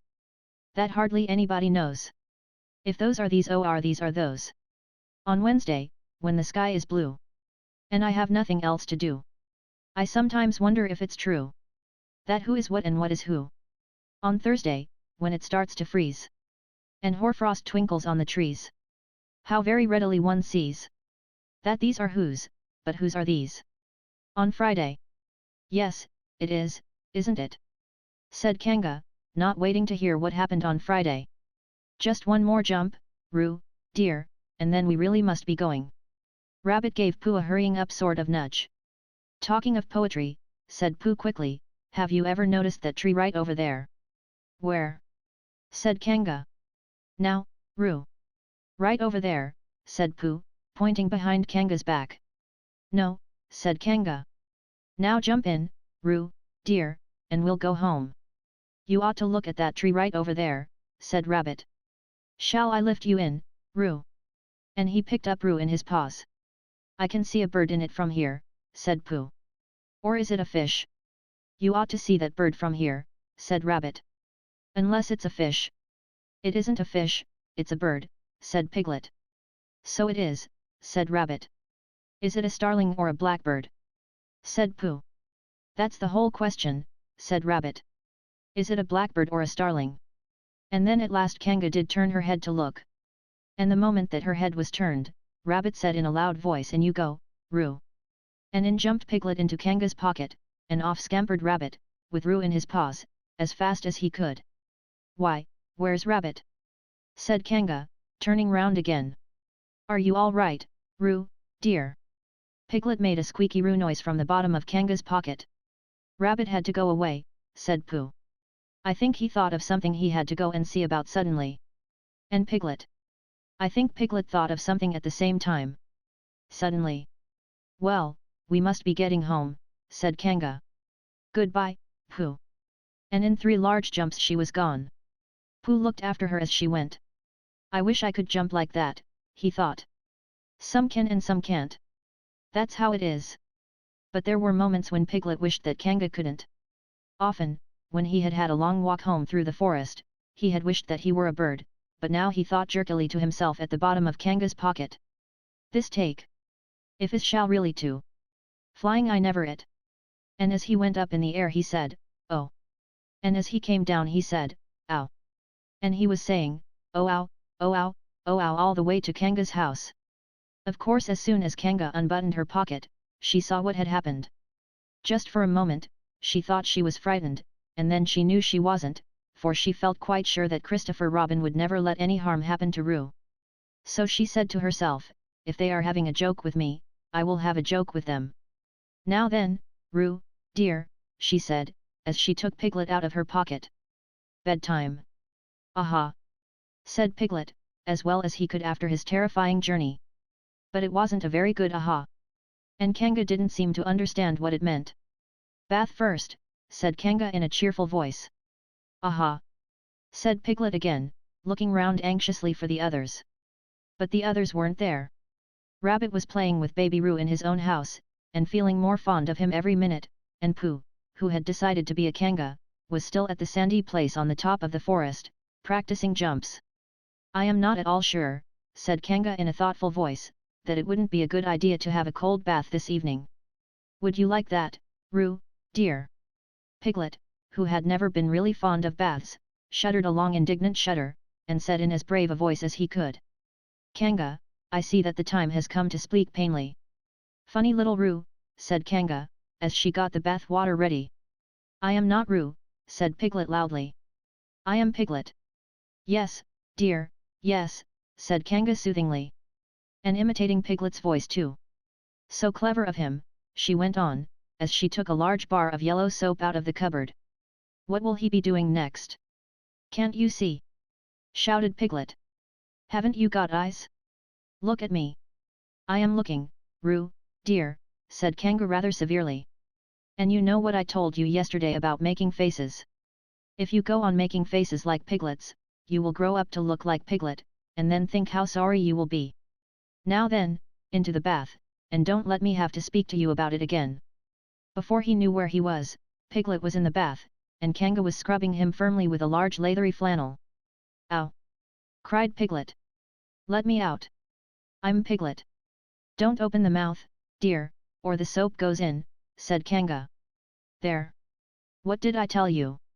You did it on purpose," spluttered Piglet, as soon as he could speak again, and then accidentally had another mouthful of leathery flannel. "That's right, dear, don't say anything," said Kanga, and in another minute Piglet was out of the bath, and being rubbed dry with a towel. "Now," said Kanga, "there's your medicine, and then bed." What medicine?" said Piglet. "To make you grow big and strong, dear. You don't want to grow up small and weak like Piglet, do you? Well, then." At that moment there was a knock at the door. "Come in," said Kanga, and in came Christopher Robin. "Christopher Robin, Christopher Robin!" cried Piglet. "Tell Kanga who I am. She keeps saying I'm Roo. I'm not Roo, am I?" Christopher Robin looked at him very carefully, and shook his head. "You can't be Roo," he said, "because I've just seen Roo playing in Rabbit's house." "Well," said Kanga. "Fancy that! Fancy my making a mistake like that!" "There you are!" said Piglet. "I told you so! I'm Piglet." Christopher Robin shook his head again. "Oh, you're not Piglet," he said. "I know Piglet well, and he's quite a different color." Piglet began to say that this was because he had just had a bath, and then he thought that perhaps he wouldn't say that, and as he opened his mouth to say something else, Kanga slipped the medicine spoon in, and then patted him on the back and told him that it was really quite a nice taste when you got used to it. "I knew it wasn't Piglet," said Kanga. "I wonder who it can be." "Perhaps it's some relation of Pooh's," said Christopher Robin. "What about a nephew or an uncle or something?" Kanga agreed that this was probably what it was, and said that they would have to call it by some name. "I shall call it Poodle," said Christopher Robin. "Henry Poodle for short." And just when it was decided, Henry Poodle wriggled out of Kanga's arms and jumped to the ground. To his great joy Christopher Robin had left the door open. Never had Henry Poodle Piglet run so fast as he ran then, and he didn't stop running until he had got quite close to his house. But when he was 100 yards away he stopped running, and rolled the rest of the way home, so as to get his own nice comfortable color again. So Kanga and Roo stayed in the forest. And every Tuesday Roo spent the day with his great friend Rabbit, and every Tuesday Kanga spent the day with her great friend Pooh, teaching him to jump, and every Tuesday Piglet spent the day with his great friend Christopher Robin. So they were all happy again. Chapter 8. In which Christopher Robin leads an expedition to the North Pole. One fine day Pooh had stumped up to the top of the forest to see if his friend Christopher Robin was interested in bears at all. At breakfast that morning, a simple meal of marmalade spread lightly over a honeycomb or two, he had suddenly thought of a new song. It began like this. "Sing ho! For the life of a bear." When he had got as far as this, he scratched his head, and thought to himself, that's a very good start for a song, but what about the second line? He tried singing ho, 2 or 3 times, but it didn't seem to help. Perhaps it would be better, he thought, if I sang hi for the life of a bear. So he sang it, but it wasn't. "Very well, then," he said, "I shall sing that first line twice, and perhaps if I sing it very quickly, I shall find myself singing the third and fourth lines before I have time to think of them, and that will be a good song. Now then. Sing ho! For the life of a bear. Sing ho! For the life of a bear. I don't much mind if it rains or snows. 'Cause I've got a lot of honey on my nice new nose. I don't much care if it snows or thaws. 'Cause I've got a lot of honey on my nice clean paws. Sing ho! For a bear. Sing ho! For a Pooh. And I'll have a little something in an hour or two."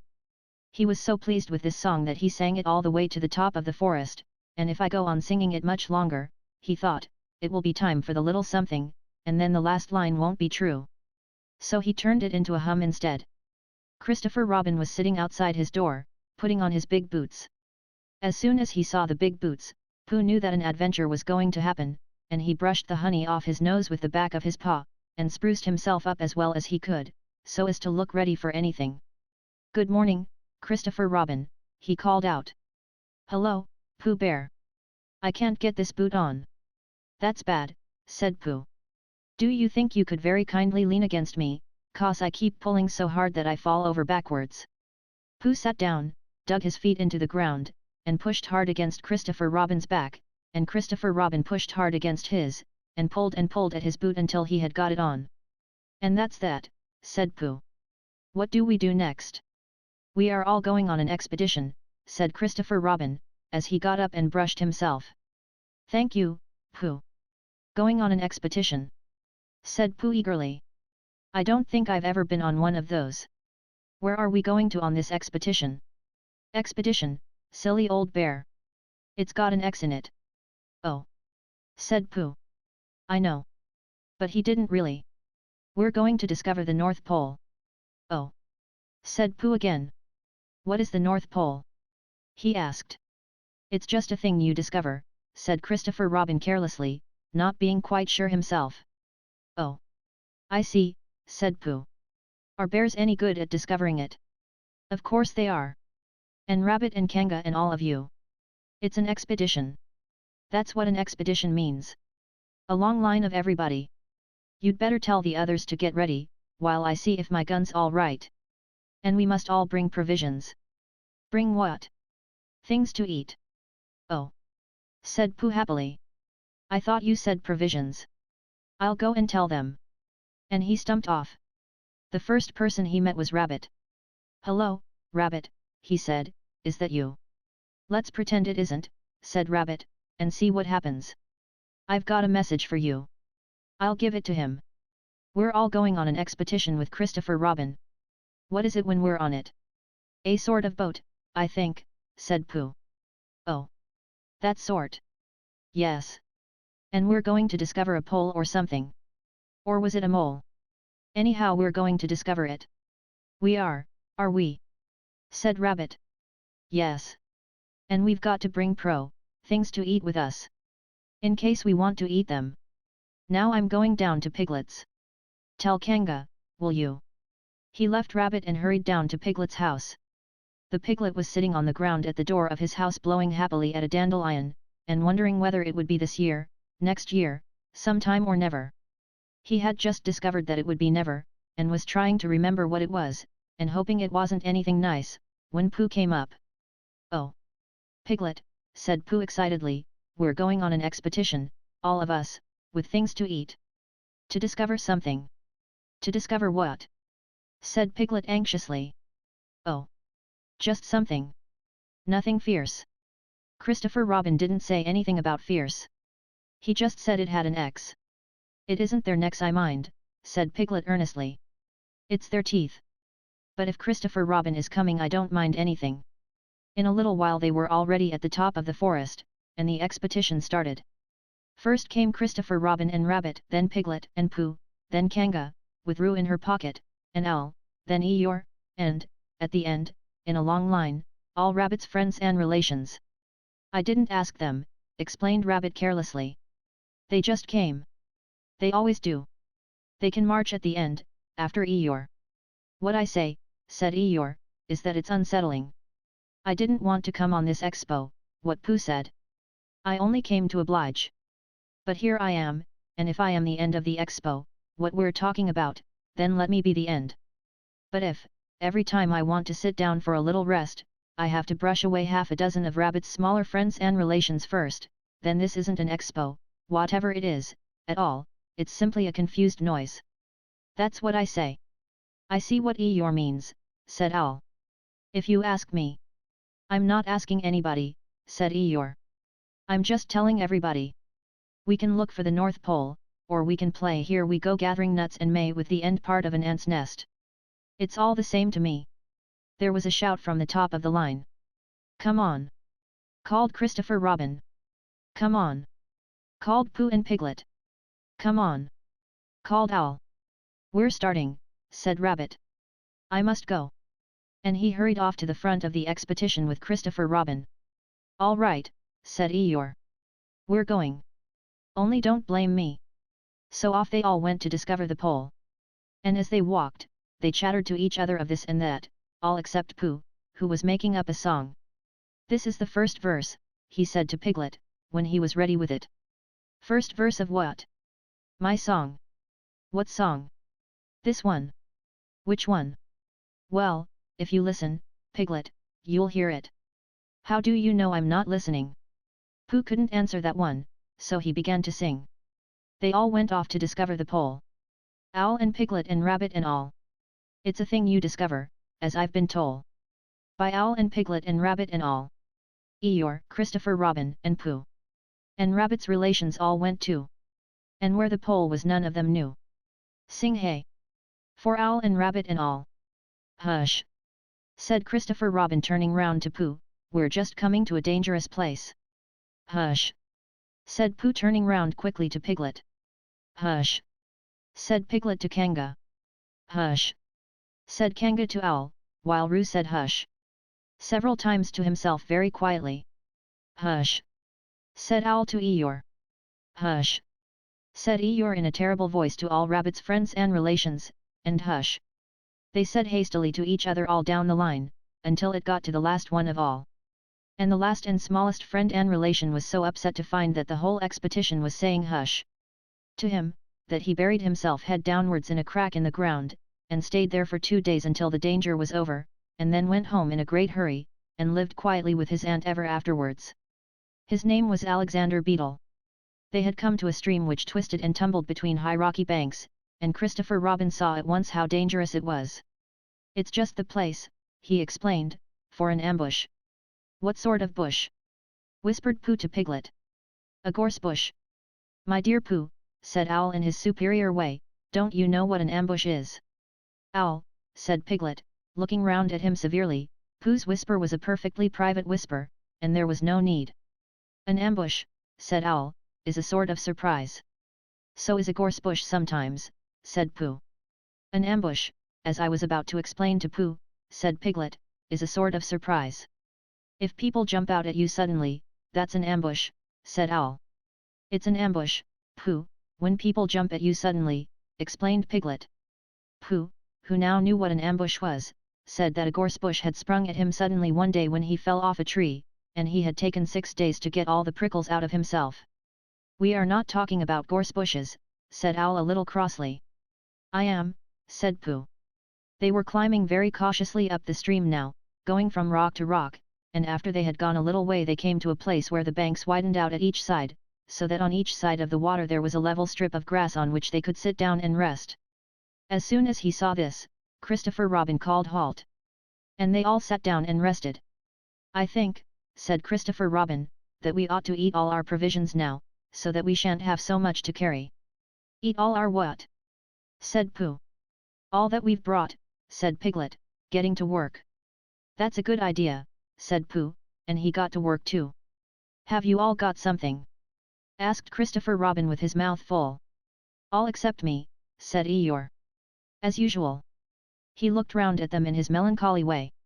I suppose none of you are sitting on a thistle by any chance? I believe I am, said Pooh. Ow! He got up, and looked behind him. Yes, I was. I thought so. Thank you, Pooh. If you've quite finished with it. He moved across to Pooh's place, and began to eat. It don't do them any good, you know, sitting on them, he went on, as he looked up munching. Takes all the life out of them. Remember that another time, all of you. A little consideration, a little thought for others, makes all the difference. As soon as he had finished his lunch Christopher Robin whispered to Rabbit, and Rabbit said yes, yes, of course, and they walked a little way up the stream together. I didn't want the others to hear, said Christopher Robin. Quite so, said Rabbit, looking important. I wondered, it's only, Rabbit, I suppose you don't know, what does the North Pole look like? Well, said Rabbit, stroking his whiskers. Now you're asking me. I did know once, only I've sort of forgotten, said Christopher Robin carelessly. It's a funny thing, said Rabbit, but I've sort of forgotten too, although I did know once. I suppose it's just a pole stuck in the ground. Sure to be a pole, said Rabbit, because of calling it a pole, and if it's a pole, well, I should think it would be sticking in the ground, shouldn't you, because there'd be nowhere else to stick it. Yes, that's what I thought. The only thing, said Rabbit, is, where is it sticking? That's what we're looking for, said Christopher Robin. They went back to the others. Piglet was lying on his back, sleeping peacefully. Roo was washing his face and paws in the stream, while Kanga explained to everybody proudly that this was the first time he had ever washed his face himself, and Owl was telling Kanga an interesting anecdote full of long words like encyclopedia and rhododendron to which Kanga wasn't listening. I don't hold with all this washing, grumbled Eeyore. This modern behind-the-ears nonsense. What do you think, Pooh? Well, said Pooh, I think. But we shall never know what Pooh thought, for there came a sudden squeak from Roo, a splash and a loud cry of alarm from Kanga. So much for washing, said Eeyore. Roo's fallen in, cried Rabbit, and he and Christopher Robin came rushing down to the rescue. Look at me swimming, squeaked Roo from the middle of his pool, and was hurried down a waterfall into the next pool. Are you all right, Roo dear? Called Kanga anxiously. Yes, said Roo. Look at me SW, and down he went over the next waterfall into another pool.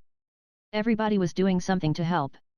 Piglet, wide awake suddenly, was jumping up and down and making oh, I say noises. Owl was explaining that in a case of sudden and temporary immersion the important thing was to keep the head above water.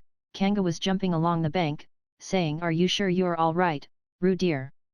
To which Roo, from whatever pool he was in at the moment, was answering, Look at me swimming.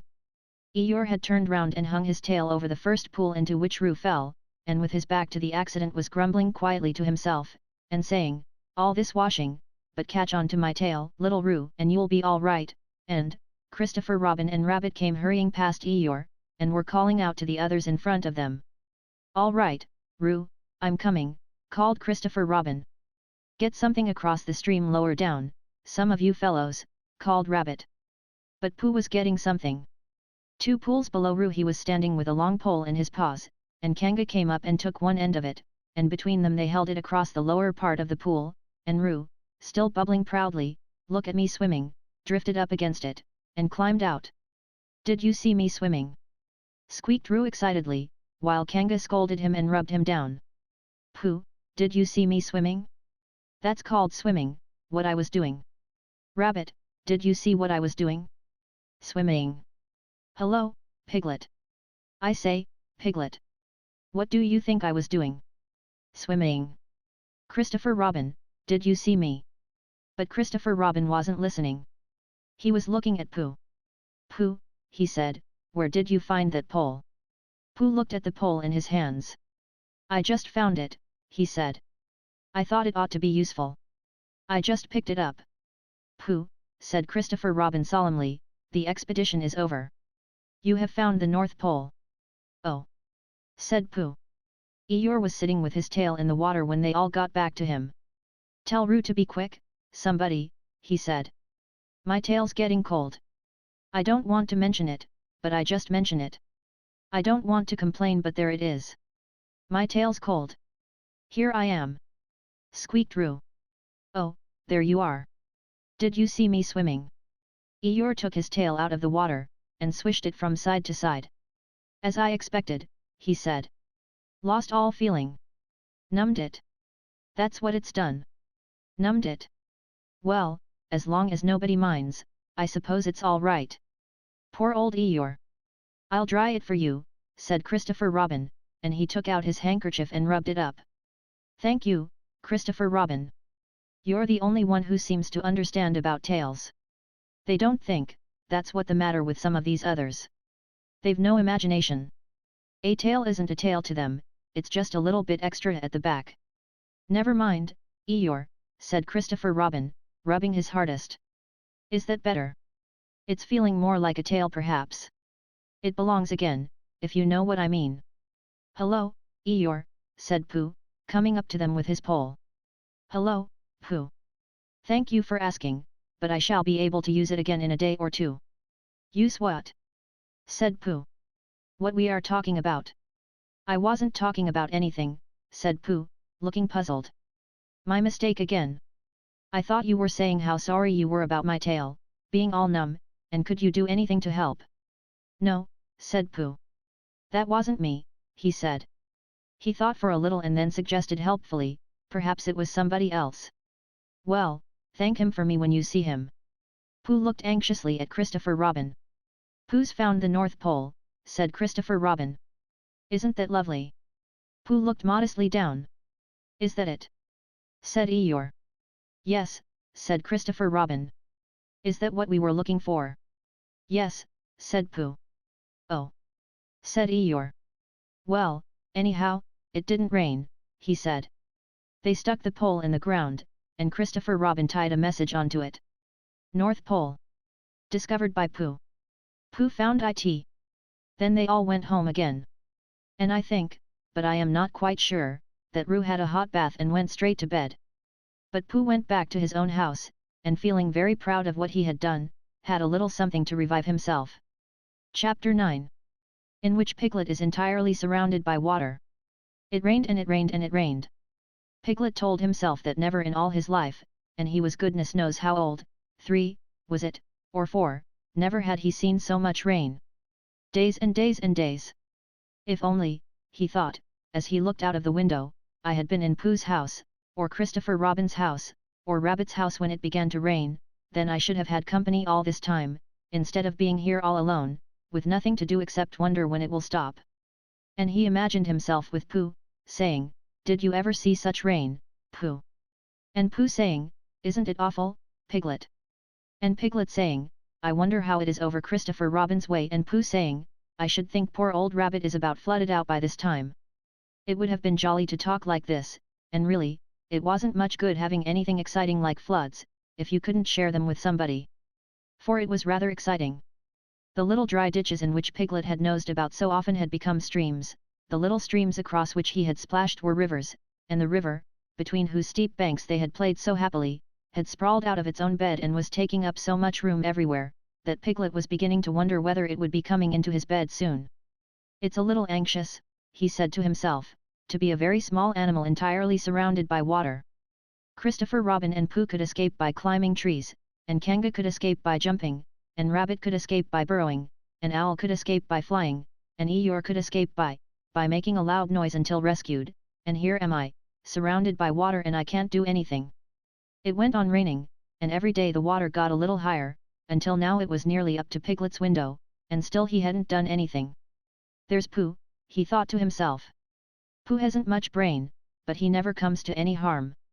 He does silly things and they turn out right. There's Owl. Owl hasn't exactly got brain, but he knows things. He would know the right thing to do when surrounded by water. There's Rabbit.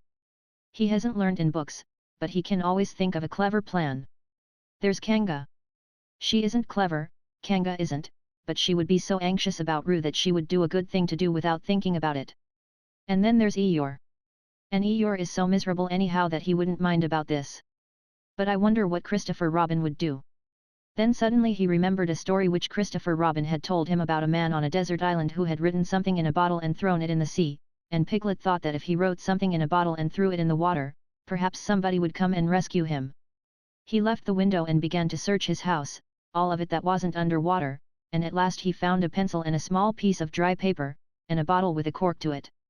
And he wrote on one side of the paper, "Help! Piglet, me." And on the other side, "It's me, Piglet, help help." Then he put the paper in the bottle, and he corked the bottle up as tightly as he could, and he leant out of his window as far as he could lean without falling in, and he threw the bottle as far as he could throw, splash, and in a little while it bobbed up again on the water, and he watched it floating slowly away in the distance, until his eyes ached with looking, and sometimes he thought it was the bottle, and sometimes he thought it was just a ripple on the water which he was following, and then suddenly he knew that he would never see it again and that he had done all that he could do to save himself. "So now," he thought, "somebody else will have to do something, and I hope they will do it soon, because if they don't I shall have to swim, which I can't, so I hope they do it soon." And then he gave a very long sigh and said, "I wish Pooh were here. It's so much more friendly with two." When the rain began, Pooh was asleep. It rained, and it rained, and it rained, and he slept and he slept and he slept. He had had a tiring day. You remember how he discovered the North Pole? Well, he was so proud of this that he asked Christopher Robin if there were any other poles such as a bear of little brain might discover. "There's a South Pole," said Christopher Robin, "and I expect there's an East Pole and a West Pole, though people don't like talking about them." Pooh was very excited when he heard this, and suggested that they should have an expedition to discover the East Pole, but Christopher Robin had thought of something else to do with Kanga, so Pooh went out to discover the East Pole by himself. Whether he discovered it or not, I forget, but he was so tired when he got home that, in the very middle of his supper, after he had been eating for little more than half an hour, he fell fast asleep in his chair, and slept and slept and slept. Then suddenly he was dreaming. He was at the East Pole, and it was a very cold pole with the coldest sort of snow and ice all over it. He had found a beehive to sleep in, but there wasn't room for his legs, so he had left them outside. And wild weasels, such as inhabit the East Pole, came and nibbled all the fur off his legs to make nests for their young. And the more they nibbled, the colder his legs got, until suddenly he woke up with an ow, and there he was, sitting in his chair with his feet in the water, and water all round him.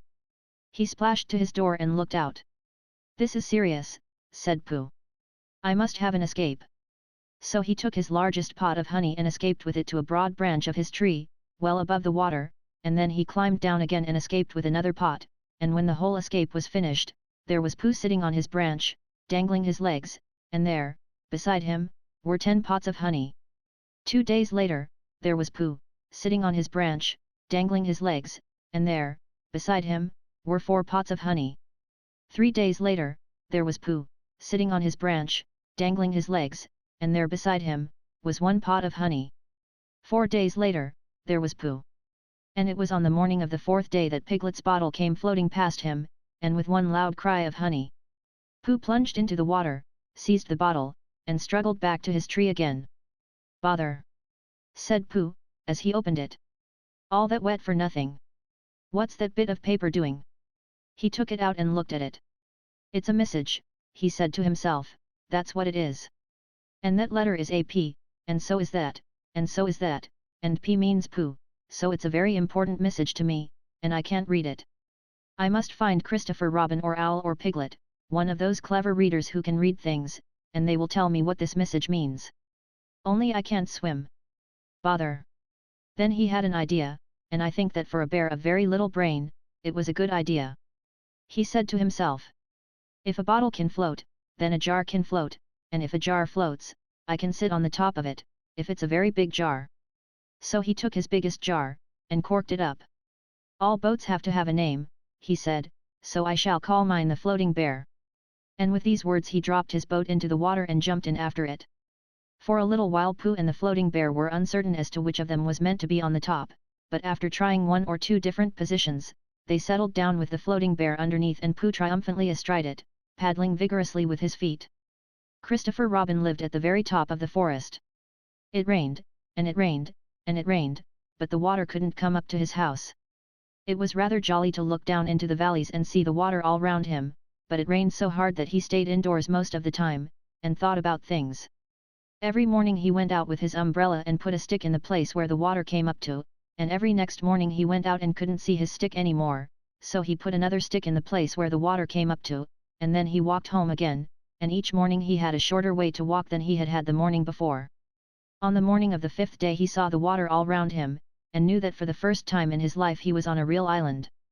Which was very exciting. It was on this morning that Owl came flying over the water to say "How do you do?" to his friend Christopher Robin. "I say, Owl," said Christopher Robin, "isn't this fun? I'm on an island." "The atmospheric conditions have been very unfavorable lately," said Owl. "The what?" "It has been raining," explained Owl. "Yes," said Christopher Robin. "It has. The flood level has reached an unprecedented height." "The who?" "There's a lot of water about," explained Owl. "Yes," said Christopher Robin, "there is. However, the prospects are rapidly becoming more favorable. At any moment." "Have you seen Pooh?" "No. At any moment." "I hope he's all right," said Christopher Robin. "I've been wondering about him. I expect Piglet's with him." "Do you think they're all right, Owl?" "I expect so. You see, at any moment." "Do go and see, Owl. Because Pooh hasn't got very much brain, and he might do something silly, and I do love him so, Owl. Do you see, Owl?" "That's all right," said Owl. "I'll go back directly." And he flew off. In a little while he was back again. "Pooh isn't there," he said. "Not there. Has been there. He's been sitting on a branch of his tree outside his house with 9 pots of honey. But he isn't there now." "Oh, Pooh!" cried Christopher Robin. "Where are you?" "Here I am," said a growly voice behind him. "Pooh!" They rushed into each other's arms. "How did you get here, Pooh?" asked Christopher Robin, when he was ready to talk again. "On my boat," said Pooh proudly. "I had a very important message sent me in a bottle, and owing to having got some water in my eyes, I couldn't read it, so I brought it to you. On my boat." With these proud words he gave Christopher Robin the message. "But it's from Piglet!" cried Christopher Robin when he had read it. "Isn't there anything about Pooh in it?" asked Bear, looking over his shoulder. Christopher Robin read the message aloud. "Oh, are those PS piglets? I thought they were Pooh's. We must rescue him at once. I thought he was with you, Pooh. Owl, could you rescue him on your back?" "I don't think so," said Owl, after grave thought. "It is doubtful if the necessary dorsal muscles." "Then would you fly to him at once and say that rescue is coming? And Pooh and I will think of a rescue and come as quick as ever we can." "Oh, don't talk, Owl, go on quick." And, still thinking of something to say, Owl flew off. "Now then, Pooh," said Christopher Robin, "where's your boat?" "I ought to say," explained Pooh as they walked down to the shore of the island, "that it isn't just an ordinary sort of boat. Sometimes it's a boat, and sometimes it's more of an accident. It all depends." "Depends on what?" "On whether I'm on the top of it or underneath it." "Oh. Well, where is it?" "There," said Pooh, pointing proudly to the floating bear. It wasn't what Christopher Robin expected, and the more he looked at it, the more he thought what a brave and clever bear Pooh was, and the more Christopher Robin thought this, the more Pooh looked modestly down his nose and tried to pretend he wasn't. "But it's too small for two of us," said Christopher Robin sadly. "Three of us with Piglet. That makes it smaller still. Oh, Pooh Bear, what shall we do?" And then this bear, Pooh Bear, Winnie the Pooh, FOP. Friend of Piglets, RC. Rabbit's Companion, PD. Pole Discoverer, EC and TF. Eeyore's Comforter and Tail Finder. In fact, Pooh himself, said something so clever that Christopher Robin could only look at him with mouth open and eyes staring, wondering if this was really the bear of very little brain whom he had known and loved so long. "We might go in your umbrella," said Pooh. "We might go in your umbrella," said Pooh. "We might go in your umbrella," said Pooh. For suddenly Christopher Robin saw that they might. He opened his umbrella and put it point downwards in the water. It floated but wobbled. Pooh got in. He was just beginning to say that it was all right now, when he found that it wasn't, so after a short drink which he didn't really want he waded back to Christopher Robin. Then they both got in together, and it wobbled no longer. "I shall call this boat the Brain of Pooh," said Christopher Robin, and the Brain of Pooh set sail forthwith in a southwesterly direction, revolving gracefully. You can imagine Piglet's joy when at last the ship came in sight of him. In after years he liked to think that he had been in very great danger during the terrible flood, but the only danger he had really been in was in the last half hour of his imprisonment, when Owl, who had just flown up, sat on a branch of his tree to comfort him, and told him a very long story about an ant who had once laid a seagull's egg by mistake, and the story went on and on, rather like this sentence, until Piglet, who was listening out of his window without much hope, went to sleep. Quietly and naturally, slipping slowly out of the window towards the water until he was only hanging on by his toes, at which moment luckily, a sudden loud squawk from Owl, which was really part of the story, being what his aunt said, woke the piglet up and just gave him time to jerk himself back into safety and say, "How interesting, and did she win?" Well, you can imagine his joy when at last he saw the good ship, Brain of Pooh, Captain, C. Robin, First Mate, P. Bear, coming over the sea to rescue him. Christopher Robin and Pooh again. And that is really the end of the story, and I am very tired after that last sentence. I think I shall stop there. Chapter 10. In which Christopher Robin gives Pooh a party, and we say goodbye.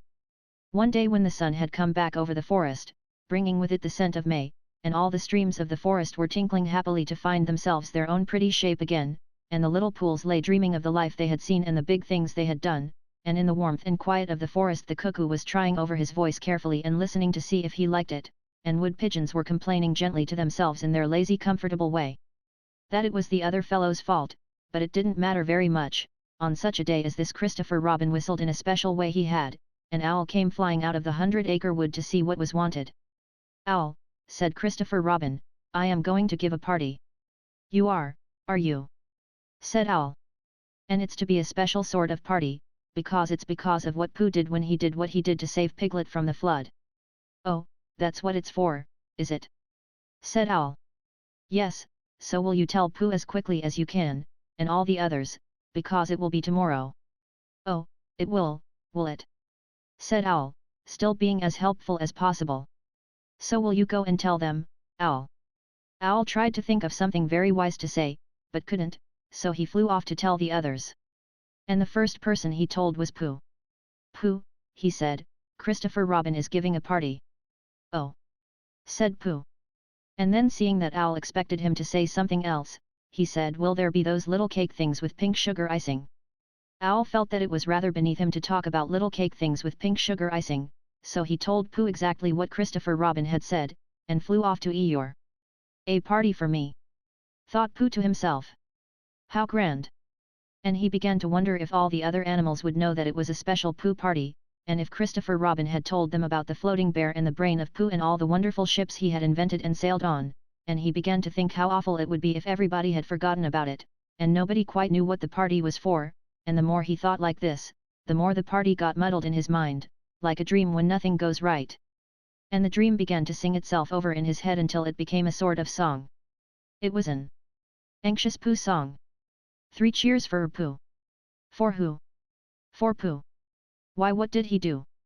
I thought you knew. He saved his friend from a wedding. 3 cheers for Bear. For where? For Bear. He couldn't swim. But he rescued him. He rescued who? Oh, listen, do. I am talking of Pooh. Of who? Of Pooh. I'm sorry I keep forgetting. Well, Pooh was a bear of enormous brain. Just say it again. Of enormous brain. Of enormous what? Well, he ate a lot. And I don't know if he could swim or not. But he managed to float. On a sort of boat. On a sort of what? Well, a sort of pot. So now let's give him 3 hearty cheers. So now let's give him 3 hearty wishes. And hope he'll be with us for years and years. And grow in health and wisdom and riches. 3 cheers for Pooh. For who? For Pooh. 3 cheers for Bear. For where? For Bear. 3 cheers for the wonderful Winnie the Pooh. Just tell me, somebody, what did he do? While this was going on inside him, Owl was talking to Eeyore. Eeyore, said Owl, Christopher Robin is giving a party. Very interesting, said Eeyore. I suppose they will be sending me down the odd bits which got trodden on. Kind and thoughtful. Not at all, don't mention it. There is an invitation for you. What's that like? An invitation? Yes, I heard you. Who dropped it? This isn't anything to eat, it's asking you to the party. Tomorrow. Eeyore shook his head slowly. You mean Piglet? The little fellow with the excited ears. That's Piglet. I'll tell him. No, no. Said Owl, getting quite fussy. It's you. Are you sure? Of course I'm sure. Christopher Robin said all of them. Tell all of them. All of them, except Eeyore. All of them, said Owl sulkily. Ah! Said Eeyore. A mistake, no doubt, but still, I shall come. Only don't blame me if it rains. But it didn't rain. Christopher Robin had made a long table out of some long pieces of wood, and they all sat round it. Christopher Robin sat at one end, and Pooh sat at the other, and between them on one side were Owl and Eeyore and Piglet, and between them on the other side were Rabbit and Roo and Kanga. And all Rabbit's friends and relations spread themselves about on the grass, and waited hopefully in case anybody spoke to them, or dropped anything, or asked them the time. It was the first party to which Roo had ever been, and he was very excited. As soon as ever they had sat down he began to talk. Hello, Pooh. He squeaked. Hello, Roo. Said Pooh. Roo jumped up and down in his seat for a little while and then began again. Hello, Piglet. He squeaked. Piglet waved a paw at him, being too busy to say anything. Hello, Eeyore. Said Roo. Eeyore nodded gloomily at him. It will rain soon, you see if it doesn't, he said. Roo looked to see if it didn't, and it didn't, so he said hello, Owl, and Owl said hello, my little fellow, in a kindly way, and went on telling Christopher Robin about an accident which had nearly happened to a friend of his whom Christopher Robin didn't know, and Kanga said to Roo, "Drink up your milk first, dear, and talk afterwards." So Roo, who was drinking his milk, tried to say that he could do both at once, and had to be patted on the back and dried for quite a long time afterwards. When they had all nearly eaten enough, Christopher Robin banged on the table with his spoon, and everybody stopped talking and was very silent, except Roo, who was just finishing a loud attack of hiccups and trying to look as if it was one of Rabbit's relations.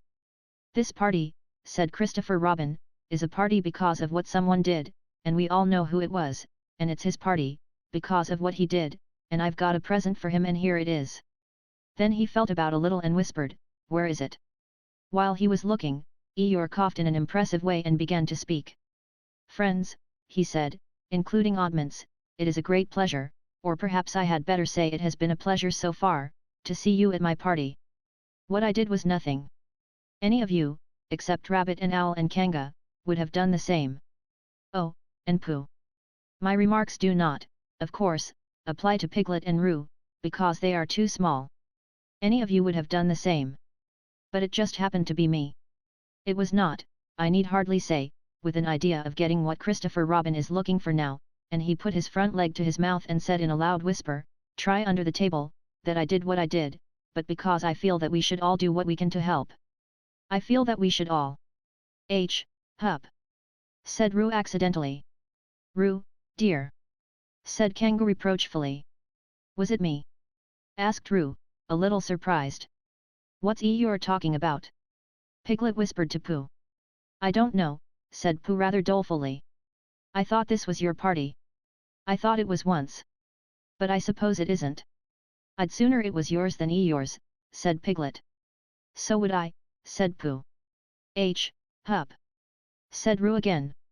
"As I was saying," said Eeyore loudly and sternly, "as I was saying when I was interrupted by various loud sounds, I feel that." "Here it is!" cried Christopher Robin excitedly. "Pass it down to silly old Pooh." "It's for Pooh." "For Pooh," said Eeyore. "Of course it is. The best bear in all the world." "I might have known," said Eeyore. "After all, one can't complain. I have my friends. Somebody spoke to me only yesterday. And was it last week or the week before that Rabbit bumped into me and said bother? The social round. Always something going on." Nobody was listening, for they were all saying, "Open it, Pooh, what is it, Pooh? I know what it is, no, you don't," and other helpful remarks of this sort. And of course Pooh was opening it as quickly as ever he could, but without cutting the string, because you never know when a bit of string might be useful. At last it was undone. When Pooh saw what it was, he nearly fell down, he was so pleased. It was a special pencil case. There were pencils in it marked B for bear, and pencils marked HB for helping bear, and pencils marked BB for brave bear. There was a knife for sharpening the pencils, an India rubber for rubbing out anything which you had spelt wrong, and a ruler for ruling lines for the words to walk on, and inches marked on the ruler in case you wanted to know how many inches anything was, and blue pencils and red pencils and green pencils for saying special things in blue and red and green. And all these lovely things were in little pockets of their own in a special case which shut with a click when you clicked it. And they were all for Pooh. "Oh!" said Pooh. "Oh, Pooh!" said everybody else except Eeyore. "Thank you," growled Pooh. But Eeyore was saying to himself, "This writing business. Pencils and what not. Overrated, if you ask me. Silly stuff. Nothing in it." Later on, when they had all said goodbye and thank you to Christopher Robin, Pooh and Piglet walked home thoughtfully together in the golden evening, and for a long time they were silent. "When you wake up in the morning, Pooh," said Piglet at last, "what's the first thing you say to yourself?" "What's for breakfast?" said Pooh. "What do you say, Piglet?" "I say, I wonder what's going to happen exciting today," said Piglet. Pooh nodded thoughtfully. "It's the same thing," he said. "And what did happen?" asked Christopher Robin. "When?" "Next morning." "I don't know. Could you think and tell me and Pooh sometime? If you wanted it very much." "Pooh does," said Christopher Robin. He gave a deep sigh, picked his bear up by the leg and walked off to the door, trailing Winnie the Pooh behind him. At the door he turned and said, "Coming to see me have my bath?" "I might," I said. Was Pooh's pencil case any better than mine? It was just the same, I said. He nodded and went out, and in a moment I heard Winnie the Pooh, bump, bump, bump, going up the stairs behind him.